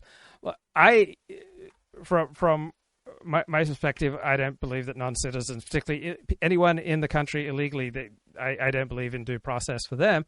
But I don't venerate the Supreme Court. Fuck the Supreme Court. Once you reach the level of depravity of same-sex marriage, all right, the legal system has become so foul from my perspective that I have no intellectual or moral respect for it. I urge pragmatic accommodation with the rule of law. Don't destroy your life, don't deteriorate society, and don't engage in actions that will trigger a reaction that will deteriorate this country. But I have no veneration for our rule of law once we have same-sex marriage. That is such a level of depravity that my attitude is just fuck the Supreme Court. Like, I have so much loathing and contempt for our judicial system, and it goes to Obergefell. Once we had Obergefell, it dramatically changed my relationship with the United States of America. The United States of America became a fundamentally foul legal system once we had same-sex marriage, and we need to do the best we can. I don't recommend people go around saying fuck the Supreme Court. Don't engage in any behavior that will hurt you, hurt other people, or will trigger your opponents to engage in destructive behavior. But I cannot accord any moral respect or empathy, or I have zero veneration for our legal system. Don't violate it. Don't be an ass. But once you reach the level of depravity of sanctifying and legalizing and trying to sacralize same-sex marriage, you have taken our legal system into a sewer, and I'm not going to deny that our legal system and our Supreme Court lives in a sewer. Yeah, I mean, now you're onto something. I think the Supreme Court is just like responding to whatever is in the culture, basically, and they're obviously fallible human beings if you look at them. It seems like a lot of them just pretend to be conservative their whole career just to get nominated, and then pull this kind of subversive move where they take their mask off. It seems like they do things out of cowardice. But, sometimes, yeah. No, I agree. I have a very nihilistic attitude, and so I agree with you. But the institutions of our country are controlled by people who live in a sewer, from my perspective. And I'm not going to self-destruct over it, but there are levels of depravity that people and a society and a legal system and institutions can reach, where I no longer have any respect or empathy. You have just taken everything that's sacred to me, and you have immersed it in the sewer, and you're holding it under the sewer for going on a decade now. And so I am going to do the best I can to navigate an America that has become increasingly hostile to everything that I hold as sacred. But I'm not going to pretend that America hasn't taken that which I hold sacred and drowned it in a sewer for the past 10 years. Yeah, I mean, that's all you can do. All you can do is just try to, get your own corner of the universe and just try to have fun, because that's pretty much how it is. But did you see this Democrat senator who was literally flying to El Salvador to try to get the MS-13 member back? Imagine if Democrat politicians cared about you as much as they do about foreign gang members. Like, they love them. You, they don't like, but yeah, it's amazing to me when there are so many really good bases for criticizing the Trump administration that this is the hill that they choose to die on. That's my point. Yes, but I got to give them credit for it, right? They are going to bat for seemingly a despicable person because the principles at stake are so important to them. So I actually give them credit for their willingness to go to bat and to die on this hill over due process for a despicable person. Because there's like a lot of people that are not here legally that could be very sympathetic, that are literally just working, and that's it. Like, they're just working, period. So they picked an unusual hill to die on, but they literally always do this. They find like the craziest, most aggressive, antisocial person, and then it's like, well, we'll see what Trump does, and I find it crazy, and it might be due process. You might be right, but yeah, the media, I've never seen them so amped up about anything as this one guy. So I find it extraordinary, and I just have like common sense. I don't think it's going to work for them. So they're welcome to keep going to the bat for Kilmar Obrego Garcia. So I'll sign out on that, 40. Thanks for having me on. Bro. Appreciate it. Yep. Good to talk to you. So the conservative constitutional law professor by the name of Josh Blackman writes for Volokh, the Volokh Conspiracy, it's a law blog. And he says, I have a hard time getting worked up over revoked security clearances. Look, as long as America's institutions are dominantly in the hands of the left, and the left wants to promote same-sex marriage and other abominations, then I have some hostility towards American institutions and those leaders of America and those institutions in America that insist on taking everything that I hold sacred and drowning it in a sewer, taking kittens that I adore and drowning them in a sewer. I have loathing for these individuals and these institutions that take kittens and drown them in sewers, that take everything that is sacred and drowns it in a sewer. I find that reprehensible. And so I don't get worked up over Trump bullying these despicable left-wingers and their institutions like Harvard and Big Law. Right? Big Law's all behind gay marriage. Big Law played a huge role in making gay marriage the law of the land.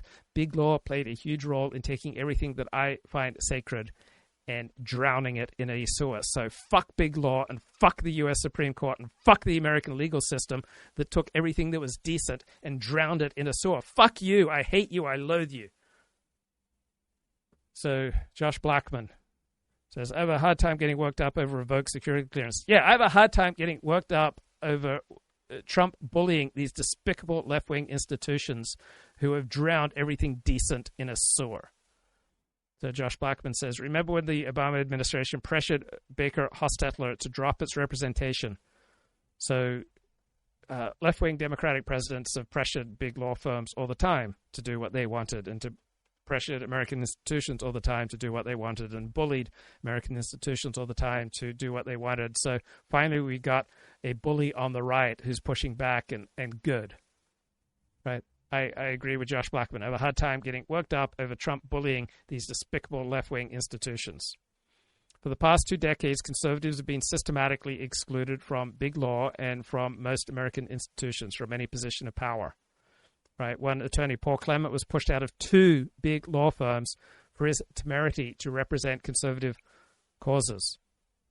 All right? A lawyer at a big law firm, Hogan Lovells, was fired for trying to defend defend a traditional definition of marriage. Right? Big law associates routinely forced to do pro bono work on left-wing causes. Right? You won't find any of America's 100 biggest firms filing any kind of amicus brief in support of abortion restrictions.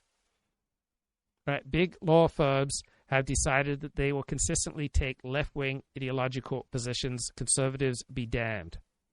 Right? They thought that was good for business. Well, fuck them. These purveyors of filth that drown everything that I hold sacred in a sewer. Well, fuck them. I hope Trump bullies the shit out of them. And I'm not someone who swears very much. This is how much I loathe these institutions. All right, and is this unprecedented? What Trump is doing? No, left-wing presidents did it all the time. The Obama administration pressured Baker Hostetler to drop its representation of a conservative cause. The government routinely applies pressure to private entities to achieve its goals that they cannot do so directly. The government funds NGOs to carry out its left-wing agenda to do things that they cannot do directly. Right? How do we have all these NGOs with billions of funding, right, taking care of and essentially encouraging massive waves of millions of illegal immigrants, right? The government funds NGOs who then subsidize and encourage people to pour into this country illegally. Well, screw them. I hope Trump bullies the heck out of them. Right? It seems there's only outrage when conservatives fight back. Right? Trump, to his credit, he did his actions publicly. He provided the reasons for them. The public, the judiciary, they can then assess the validity of Trump's actions. Right? All the things Trump's doing, it's extraordinary how out in the open he is. Do what Trump did. Wreck the system and then rebuild it to the point we want. So he doesn't intend to abandon the world trading system. He no longer thinks the United States can withstand the risks of that system and the cost of that system and wants to re-engineer that. But so supposedly then this renders you a moron, an imbecile, an idiot, and someone who wants to destroy the economy and turn it into a Maoist fascist state. Right, to me, George Friedman's perspective seems reasonable. They began by informing the world that we were prepared to wreck it and then quickly backing off. So do people in the real world sometimes develop stronger bargaining positions by showing how far they are willing to go?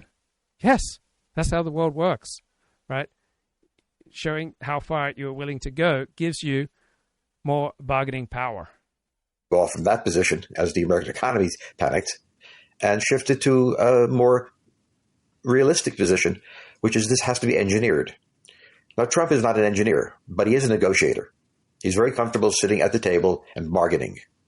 And he knows that when he bargains, he doesn't come in with the lowest price or what he thinks is a reasonable price. He comes in with a much higher price. So when you're selling something, that's the way you do it. And in this case, you may well say he overdid it and did it too quickly.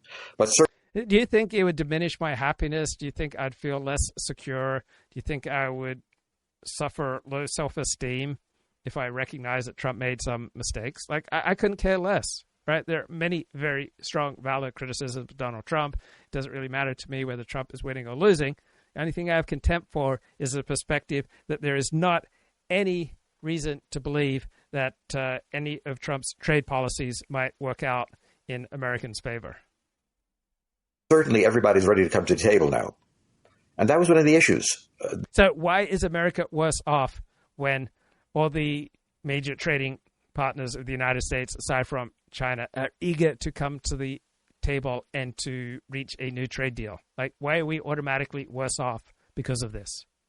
I don't see how that is just automatically bad for America. There seemed to be the other countries no reason to bargain on this. Everything was fine. There was no reason to negotiate. And it was very difficult to get into negotiations. We did with some countries. British were willing to talk and so on. But with the critical countries, the third world countries on which we became heavily dependent on during the Cold War to their benefit, they saw no need nor imperative to negotiate. So the engineering was to create the imperative. And now we will end in a period. So Trump showed he was willing to crash the financial markets, and he created an imperative for all our big trading partners to come strike a deal. That doesn't strike me as a ludicrous move for Trump to make.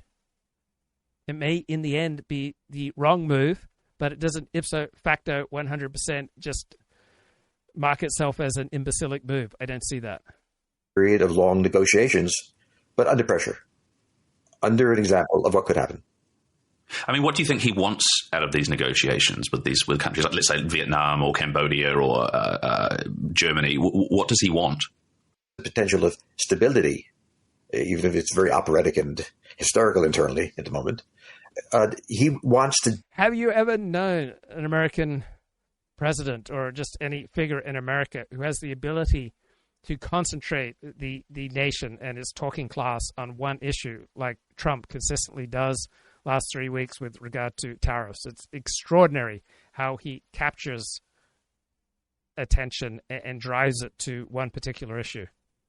Disengage to the extent that we have develop a dependency on the world, not financial dependency, but material dependency, the inflow of products that drive our economy. And it's a dangerous position to be in.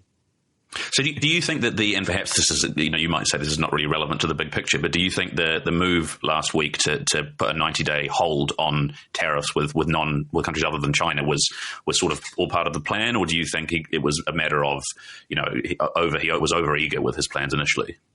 I have no idea. I do not know Donald Trump. I do not know how brilliant he is.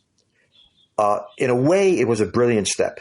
1 week of chaos followed by a completely different atmosphere in the world, where the United States is no longer regarded as reliable. The United States does not want, on the whole, to be reliable for the world. We are not a charitable organization. In World War II, we had reasons. After World War II, we had reasons. Now the world can fend for itself more. And so I think that if I assume he's rational, he did the rational thing, throw open the door for 1 week to what could be possible, and then settle down to reasonable negotiations.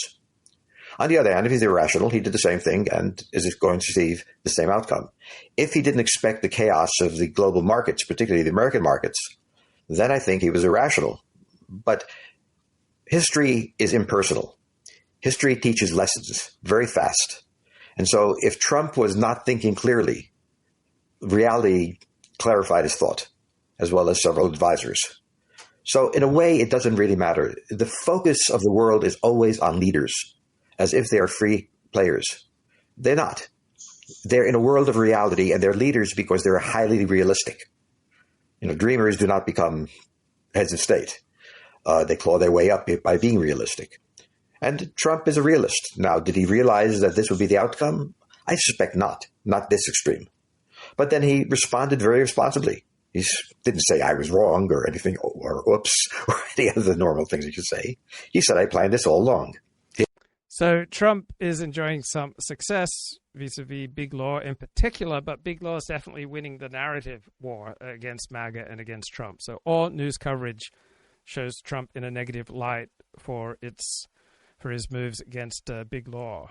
And why is this true? Well, the powerful determine the winning narrative, and the left control almost all our institutions, particularly our cultural and media institutions. So big law is winning the narrative battle against Donald Trump. So in a sense, that indicates that big law and our big institutions are more powerful than the President of the United States, right? The President of the United States is in some sense a plucky underdog, right? The mainstream media portrays Donald Trump as having the power, and he's just bullying our institutions, bullying Harvard and big law. But all our institutions and Harvard and big law, they're all winning the narrative battle. They're winning 100% the narrative victories, which, given that the narrative is determined by the powerful, indicates that Trump, the President of the United States, is really the plucky underdog as he battles American institutions that are overwhelmingly aligned with the left. Way.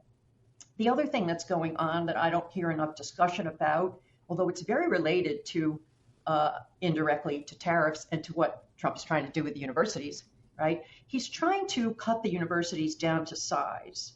The universities and the class it represents are immensely powerful. They're like a fourth estate, okay? And I think one of the things that he's trying to do, however crudely, however coarsely, and perhaps however ineffectually, is shrink that sector. And I am all for that. I think if the university sector were a third of its current size, that would be better for America. Now, how is this related to the working class? We had some sound problems, so Amy switched to her iPhone, which luckily we were able to import before the tariffs were imposed. About taming the university sector, to make my point, I'm going to tell a little anecdote. So my husband, who's kind of getting, to retirement age, he loves to work with his hands. And recently 2 of our very old cars broke down, and we got sticker shock at how much it would cost to repair them. So he said, I'd really love to learn how to be an auto mechanic. So he looked into how do you become an auto mechanic? Well, you can't go to Harvard or any of the local colleges and get, federal student loans to become an auto mechanic. You have to go to one of these proprietary schools and sign up for a course and shell out $25,000, $30,000 out of pocket to learn to be an auto mechanic. And that is a big, heavy lift for a lot of working. Okay, we got a decline in the quality of the sound, but still worth listening to the full 58 minutes of Amy Wax talking with Nathan Cofnas. Yippee. You can't tell. But again, stop focusing on leaders. Focus on the reality in which they live. I mean, in some ways, this comes back to your Adam Smith earlier, which we might touch on in a second. But just before that, I mean, you've often said, and it's often the case of US geopolitics, that although often people in the West and inside the US see, US action as inherently logical, many other countries around the world don't, and particularly those countries that might not consider themselves allies of the US often see the US as cowboys or as people who are unpredictable. I mean, in one way, though, the US economy, the US markets have always been financially rational. But as we see, the dollar fall and bond yields fluctuate, I mean, is the US now at risk of losing its economic credibility? Credibility is nice. Credit is more important. So by that I mean, how could the United States lose its credibility? We are the massive economy in the world, the massive military force in the world, the most influential political power. You don't lose that. I mean, it may be that a billionaire, let's say Musk, went berserk. He would still be a billionaire. And his credibility less than that. And the world has always regarded the United States as childish. There was always a sense that they were not as sophisticated and as aware of the realities. The Americans were very aware of the realities. For example, we all came from Europe or Asia or somewhere else. We know these places much better than those places know us. So regarding us as irrational or childish or somehow provincial, a provincial billionaire who's come to town to hick, is really misreading America. Remember, we're a nation of immigrants. I come from Hungary. I bear the memories of my parents of European life. I know Europe. I've been back to Europe. Americans travel. So we're quite sophisticated. And we did what we did in ordering the world, not for the benefit of the world, but for the benefit of the United States. We are not the almanoser, as they say, the charitable organization that the world would like us to see and see us as irrational when we say, nope, game's over. Next game. Let's talk about Adam Smith for a moment, because in many ways this all sort of works in there. Adam Smith is, of course, famous for his theory of the invisible hand in the markets, but you sort of see an invisible hand in geopolitics here, and again, that we're moving towards this somewhat inevitable outcome. Well, Adam Smith argued that if individuals are allowed to follow their personal interest, it would lead to the wealth of nations, as he defined it in his book. That is, to the well-being of nations. And that if governments intervene into this process, they disrupt this, they give rules and so on and so forth. Now, in geopolitics, the same thing is true, except there are not individuals but nations. And nations have their interests. And in this world, if they pursue their interests, it can be assumed that something will emerge that will work. So, for example, after World War II, during World War II, the world met geopolitically. What emerged from that was the inevitable destruction of Germany, the inevitable... Okay, so Saturday Night Live, left-wing institution, but many of its comedy sketches are quite transgressive. So last Saturday night, you've got this gay couple showing up to a dinner party, and they're saying, oh, we're on the baby's schedule. And so the other people say, whose baby is that? Excuse me, it's ours. I can't play it. I'll just get copyright violations. All right, this is incredibly transgressive bit here on Saturday Night Live. It's called New Parents on Saturday Night Live. Excuse me, it's ours. But wait, but how? I'm sorry, but gay people can't have a baby? Yeah, but where did it come from? Excuse me. Wow, you are not allowed to talk like that. That is so invasive. Okay, but we were with you last night and you did not have a baby. Yeah, and you guys said that after dinner you were going to go to a rave, and now today you have a baby? How did this happen? I'm sorry. Why is it? What is us an interrogation? I don't ask you why you're poor. We're just wondering who the mother is. Well, between the two of us, this is the gay guys talking, I'm more emotional and I like shopping, so I think I'm the mother. And I have long hair and he's an alcoholic, so I guess it's like two moms. Yeah, but how did you get this baby? Well, we didn't pull it out of your vagina, if that's what you're saying. People think they can ask gay people anything. It's not okay. We didn't ask you guys whose butt you use for anal.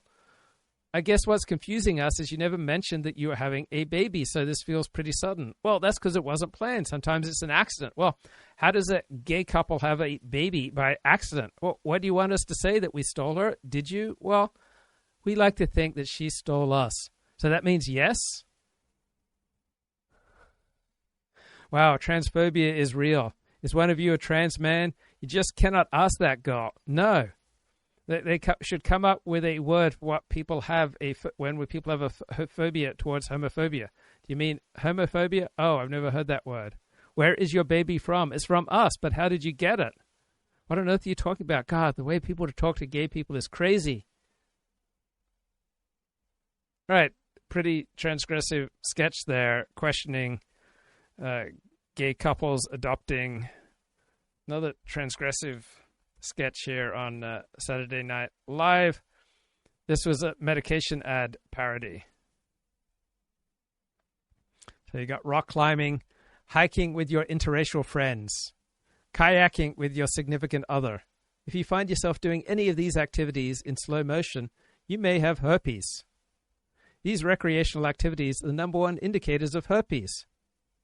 Medical science doesn't understand why the herpes virus caused people to seek to have active fun in slow motion and go on interracial hiking, but we know it does. That means it's time to get tested for herpes. One night, I found myself happily salsa dancing in slow motion, as a black woman talking about dancing with my white husband. That's when I knew I should contact my doctor. Sure enough, it was herpes. I was experiencing painful genital sores, but that could be anything. But if find yourself rock climbing in slow motion, that means only one thing: herpes. Herpes is easily spread. Just look for signs like dancing in an outdoor beer garden with string lights, winning a carnival game on the first try, cheering in the front row of a folk rock concert in a very small space, or hanging out with exactly one white person, one black person, one Asian person, and one Latin person. If you're hanging out in a slow motion group, it may be hard to know which friend is the one with herpes. It's simple. It's the one who's having the most fun. Not all slow-mo activities are signs of herpes. You're a woman wearing a generic men's football jersey and no pants. Your husband has erectile dysfunction. If your child is showing you a drawing, you are clinically depressed. If you find yourself in a big musical number in the middle of an office, you have diabetes or diarrhea. So, pretty good medication ad there on Saturday Night Live. Destruction of Japan, the inevitable rise of power of Soviet Union, the inevitable poverty of those places where the wars are fought, and the necessity for the United States to play a different hand. So it's just as individuals are forced by the invisible hand to do certain things and pursue things in certain ways, nations are forced to do this as well. And the invisible hand here is that if nations follow their interests, they can easily understand what is happening in other nations and their interests, and align with it or resist it or what have you, use the elements of power. One of the elements of power is finance. Another dimension is economics. They are not the same thing. The production of goods and the financing of goods are two different things. Then there's politics, then there's the military aspect. So the relationship between nations is complex, but so is the relationship between human beings. I mean, love, hate, and everything else holds its hands. So the invisible hand led us to this point where the continued policies we were following, both in military deployments, in assuming wars, and assuming our role in economics, was no longer in our interest. And so we changed it. Now, other countries will change. I've had to verify myself like twice already in the past hour with Google that it's really me. Come on, Google. It's getting annoying. I'm trying to run a high-quality show here. All right, this is author Chris Whipple. Around him, a better, talking about more Trump, competent Susie chief of staff Wiles. than he's ever had. But he still doesn't know the difference between campaigning and governing. You know, Ken Duberstein, Ronald Reagan's last chief, used to say, when you're campaigning, you try to destroy your opponent. When you're governing, you try to make friends with your opponent. That's not in Trump's DNA. And Mario Cuomo used to say, you campaign in poetry and you govern in prose.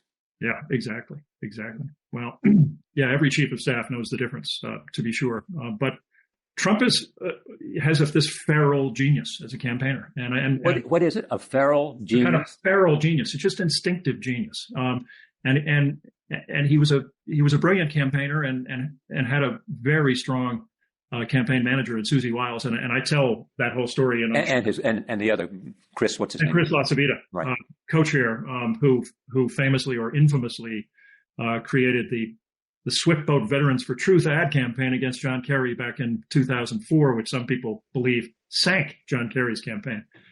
He was, of course, LaCivita behind the anti-trans ad, the famous ad in the 2024 campaign. You can read about it in Uncharted. And Susie Wiles is a fascinating character, as obviously I think people are realizing now. She learned to deal with difficult men, in part yes. because her father was Pat Summerall, the famous the great football player and then announcer and sportscaster, who was also an alcoholic. And she organized interventions, and she'd be the first to tell you, I think, that children of alcoholics have a kind of sensitivity. They know what they can control and what they can't. And that served her well with Donald Trump, I think. Uncharted is a great story. That's a great point, right? Child of alcoholics, child of an alcoholic father, Susie Wiles, helps her get clarity about what can be controlled and what can't. Theirs in their interest. But there is that lag period between the time when the norm, which is somehow sacred, although it changes every 50 or 100 years, with the norm must not be violated. Well, the norm itself is built on the reality of the international system. And when that reality shifts, as I think it did after the fall of the Soviet Union, and now vigorously after the failure in Ukraine, now we see that, well, Russia is not nearly as much danger as we thought. We can do. Okay. It's been a while since we played any Decoding the Gurus. This is really rich. It's decoding Dr. K. All right. That guy just gives me the creeps. I'm not a fan of Dr. K. Things, right? And there's an infinite number of interventions like this that sound good. Yeah. Building resilience, Does it sound good, Matt? High price initiations to like gurus. That's what he's referencing. And he's saying he was unfairly dismissive of their value. But that's a very, niche, even within the whole alternative spiritual ecosystem. Like paying large amounts of money for an initiation is a relatively niche product. So Chris, is this exactly what I think it is, or what it sounds like? Well, what is a high-priced initiation exactly? Oh, well, let's hear a little bit more. So over about 18, 19 years of practice, I started to realize that, a lot of this crap is valid. And I understood why it's valid, how it's valid. So I would say I took the plunge in some ways. Oh, interesting. And did a couple of things that I had avoided. And I also realized that I had avoided those things out of essentially a certain degree of ego. So YouTube just kept pushing Dr. K on me. Dr. K.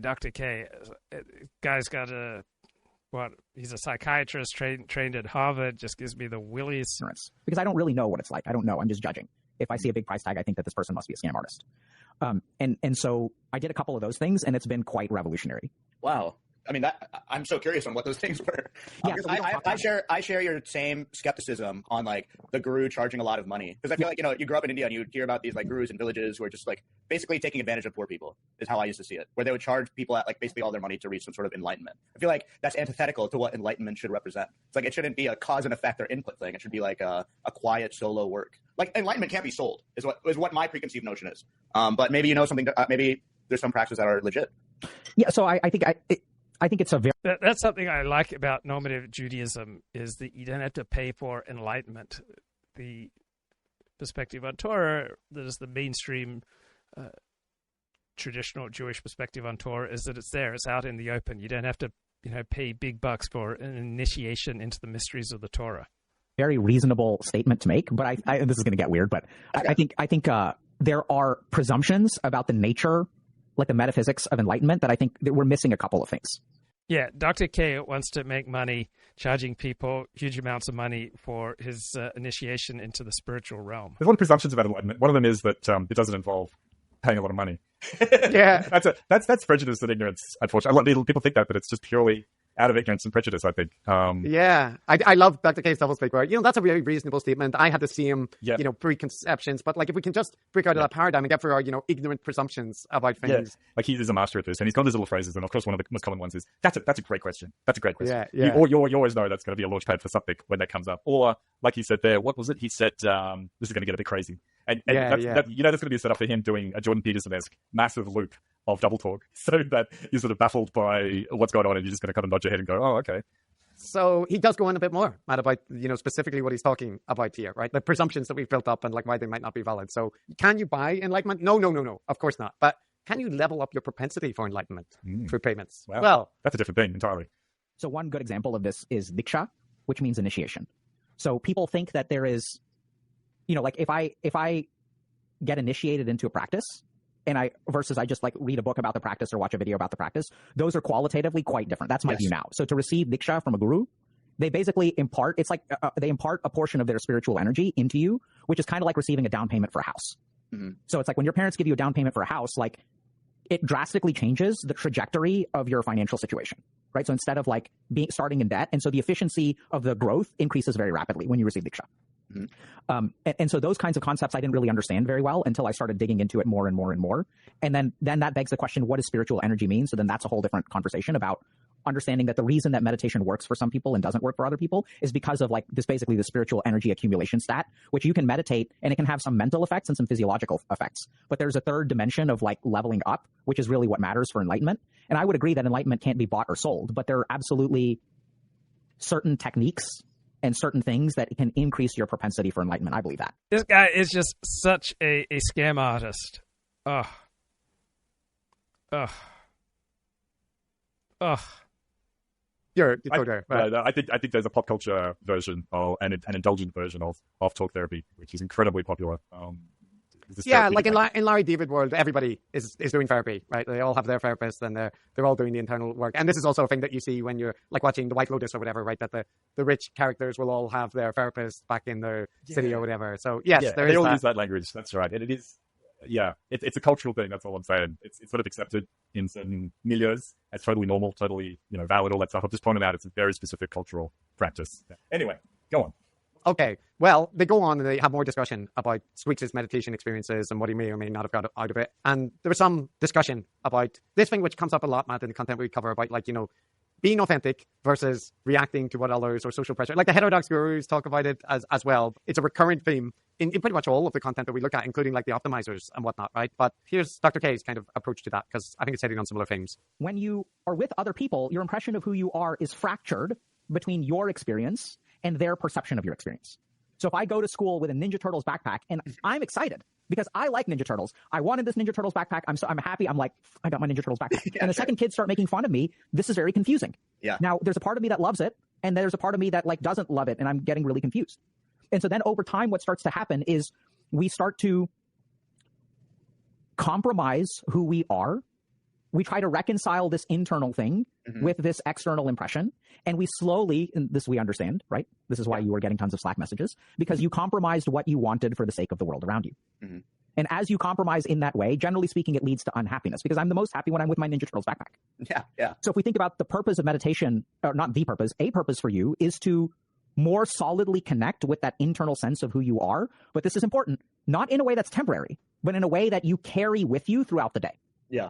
So as you carry it with you, as people start to judge you, you acknowledge that judgment. You can even acknowledge like the necessity of, I don't know if this kind of makes sense, but you can acknowledge the necessity of playing the game, but your internal investment is not there, right? So I can look at the situation and say, I need to shave today because I'm going to stream. I don't care about streaming, but I recognize that if I don't shave, there will be some consequences. I don't have to be emotionally invested. Detachment, Matt. Detachment. But it's detachment.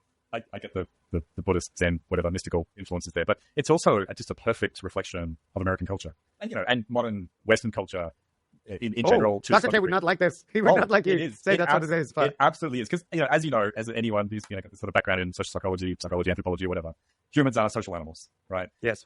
But in the popular culture, and you mentioned this at the beginning of the show, there is this concept that there is this pure you that is there on the inside. It's authentic. Yeah, this Rousseauian child of nature, that wants to grow and flourish. And there's a society out there. There's other people, right? They're going to be judging you, controlling your behavior, expecting you to shave, you name it. So this perfect you is rubbing up against this outer society, which is harsh and mean and uncaring.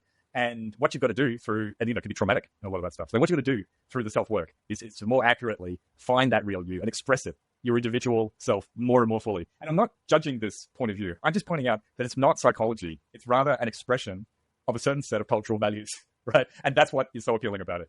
That's what I'm saying. I'm not saying it's good or bad. Like it's not, I think, fundamentally better or worse to be like in the Japanese sort of society where it's like, where social pressures are super high. You need to accommodate yourself better. If you're not fitting in, then you need to change, sort of thing. Like that's not necessarily better or worse, but both of them are just social constructs. They're like cultural values that he's expressing using psychobabble.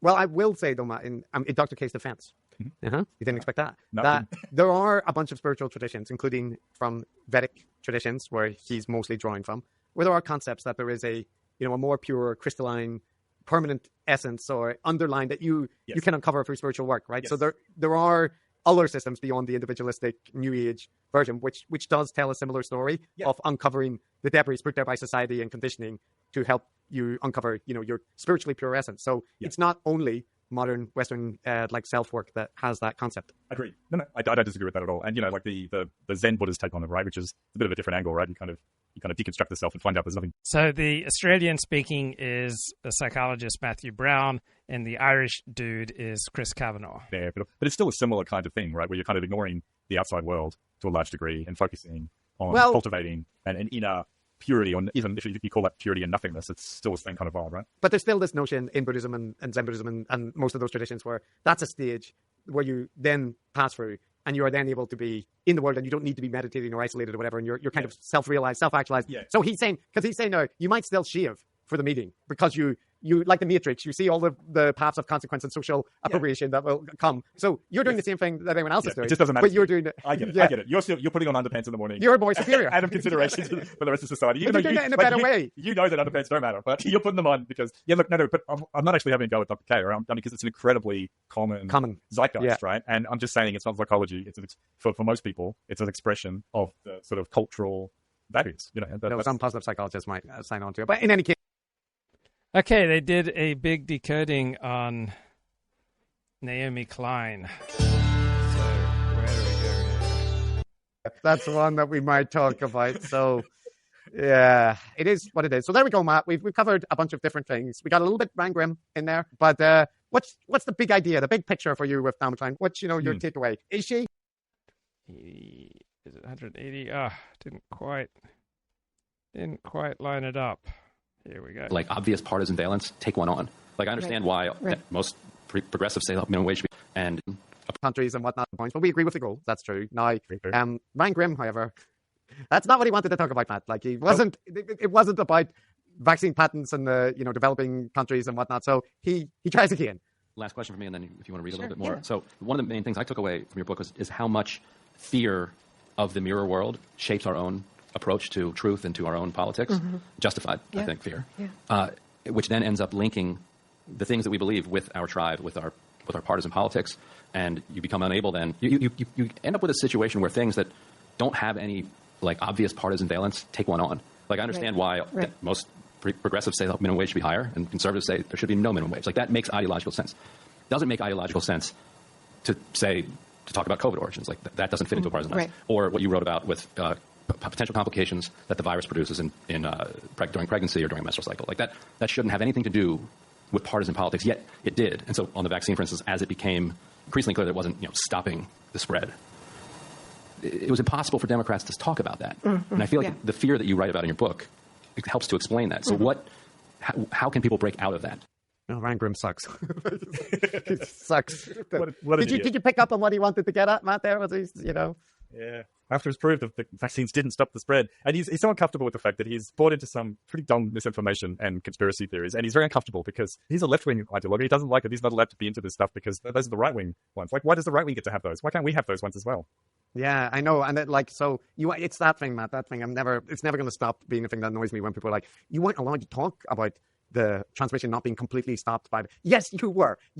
People talked about it on the podcast dedicated to viruses. I heard them discussing it before, after, during the I heard it talked about on interviews. I heard the same clips that everyone else did about Rachel Maddow or somebody, saying an overstatement, right? But in most cases, especially with Fauci, when you went on to listen to what he actually said, he was always pretty clear about trade-offs or uncertainties or these kind of things. But like Ryan Grimm and his cadre, they presented that nobody ever discussed the possibility of it being a lab leak. Like that was not allowed in the scientific literature. Yeah. Yes, it was. People were discussing that. People were publishing papers about it. Articles were being written about it. And you still can talk about it now. And back then, there were certain progressive journalists or whatever, discourse surfers, who, yes, only take these issues through a political lens. But that is not the entire discourse around it. It's not even the entire of the left wing, let alone the scientific community. And they just always act like now everyone is looking back and we've all been vindicated. You know, it's basically Brett Weinstein is what he's presenting here as being vindicated. And no, sorry, Ryan, you were not vindicated.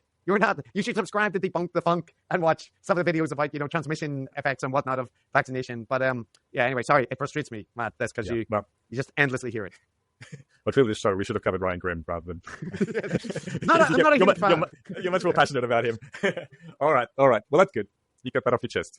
I got that off my chest a little bit. But Naomi Klein, I think she did a good job of deflecting away from that for most of the interview, Matt. But she finally gives in and kind of gives him what he wants. So this is, or at least to me, this is like an effort to placate Ryan Grimm in the hope that the questions might end. Yes. So I think that is incredibly important work. I think as a journalist, there just needs to be a little bit of just doing our jobs, right? Like, I think people can handle more complexity than we sometimes give them credit for. So you can say that there are some adverse reactions to vaccines and people can still make, an educated decision about it. And if you don't, then they're going to go do their own research and they're going to end up in the arms of some people who are really, really untrustworthy. I think, what you were referencing around vaccines and pregnancy, it's incredibly important for pregnant women to be vaccinated because your immune system is suppressed when you are pregnant, because your body needs not to reject the fetus. And so if you get COVID when you're pregnant, there's a really good chance you'll get quite sick.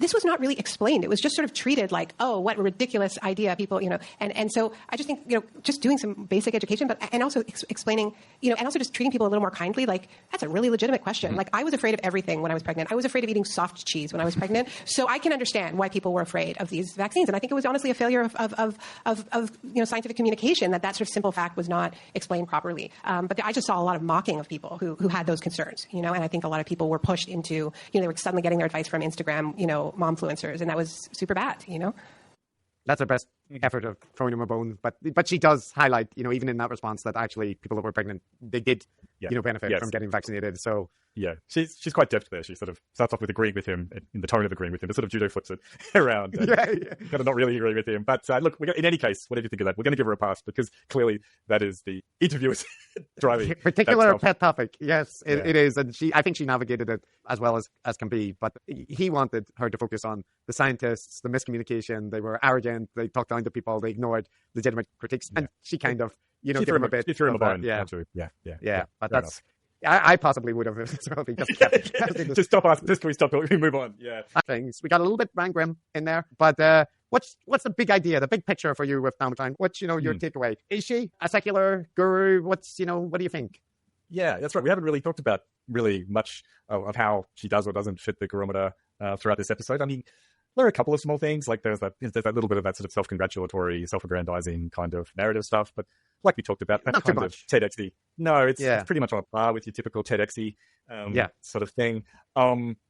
Look, I don't think she's a guru. I don't think she hits the vast majority of things on our gurometer very highly. But on the other hand, I guess I don't super love what I've heard, and I think it's because the thing with Malcolm Gladwell, right, is what he does is he pieces together a superficially compelling narrative by a bunch of cherry picking and framing and stuff like that. So if you read it casually, you'll come away with this like you've just been dazzled by this amazing big idea, right, which links together all of these different phenomena, and now you can kind of see it. And Malcolm Gladwell's hook is kind of like a surprising, out of the box way of looking at things. That's counterintuitive. Yeah. That's it. That's the hook for him. For Naomi Klein, the hook is anti-capitalism. And corporations are bad, community building and, lifting up less advantaged people, basically all of the hyper-progressive stuff right now. So if you are a hyper-progressive person or just a somewhat progressive person, then it will ding all of those things and it will feel that you'll get that aha moment all the time. It will be very satisfying in the same way that a Malcolm Gladwell book can be. But as far as I can tell, and big caveat here is I haven't read her books. I've only read a lot of secondhand stuff about them and listened to Naomi herself. But I get the feeling that it's kind of like Malcolm Gladwell for progressives. What do you think? Too harsh?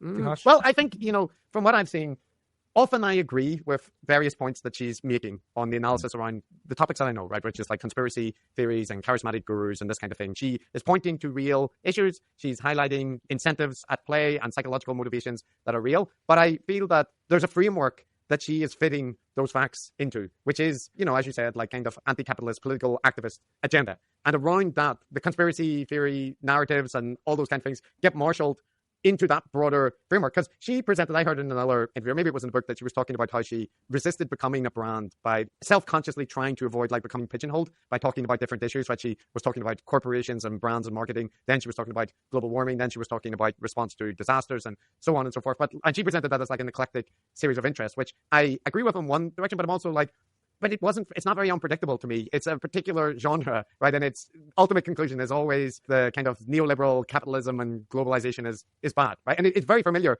to me in part because that was the same conclusion that everybody that I went to university with in SOAS had, right? And it's a very, prominent and popular conclusion amongst the left, particularly amongst the progressive set of the left. So I think that you have to acknowledge, and maybe I think she probably does to a certain extent, that her output is a little bit more towards the activist side, right, in terms of promoting a particular vision and wanting to advocate for a particular kind of politics. And that means that the analysis is in service of that, and as a result, things get skewed a bit. So like, I think a lot of it comes down to the Maud and Bailey aspect of, are you taking the strong version or are you taking the weak version? And the weak version is often perfectly reasonable, but the strong version much less so. And I do think, to use my own buzzword, there's an ethnocentric kind of focus on it, that when you're talking about capitalism, what you actually mean is North American consumerism, and a particular kind of consumerism as well. You're not talking about capitalism in Norway or capitalism in Japan or these different cultural contexts, because the patterns look different. And I just think that, there are things that you can explain through the economic system and the political system, but that's not all there is. Perhaps understandably, as an anthropologist, I think the culture is very significant, and it is not purely determined by the mode of production in a society. So in terms of the worst parts where I think there is guru-esque aspects coming through, I think it is in those aspects where the agenda and the kind of desire to have like big ideas, which are how you sell books, is oversaturating, the analysis. The last thing I'll say is there's points where you're agreeing with everything. The points she's making are valid, even, where they are like focusing on a particular criticism of capitalism or whatnot. But then the conclusion often like veers off into what feel like much less substantial points that rely a bit more on buzzwords and that kind of thing. Yeah. That's right. I mean, this is the thing. Like I agree with a lot of the tenets of that progressive point of view. So like free market, fundamentalism, deregulation, privatization of everything, austerity policies, globalization, right? These can have... You're for them all.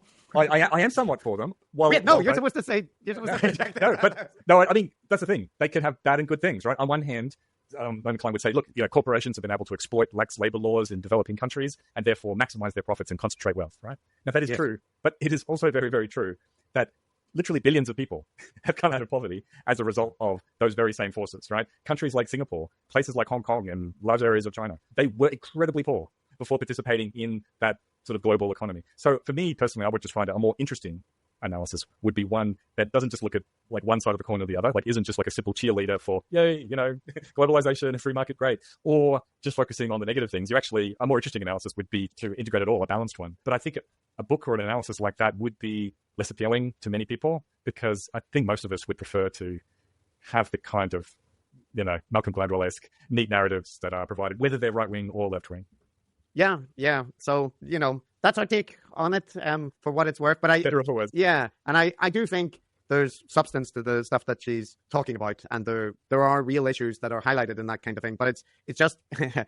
Okay, so there was Decoding the Gurus taking down a left-wing intellectual, Naomi Klein.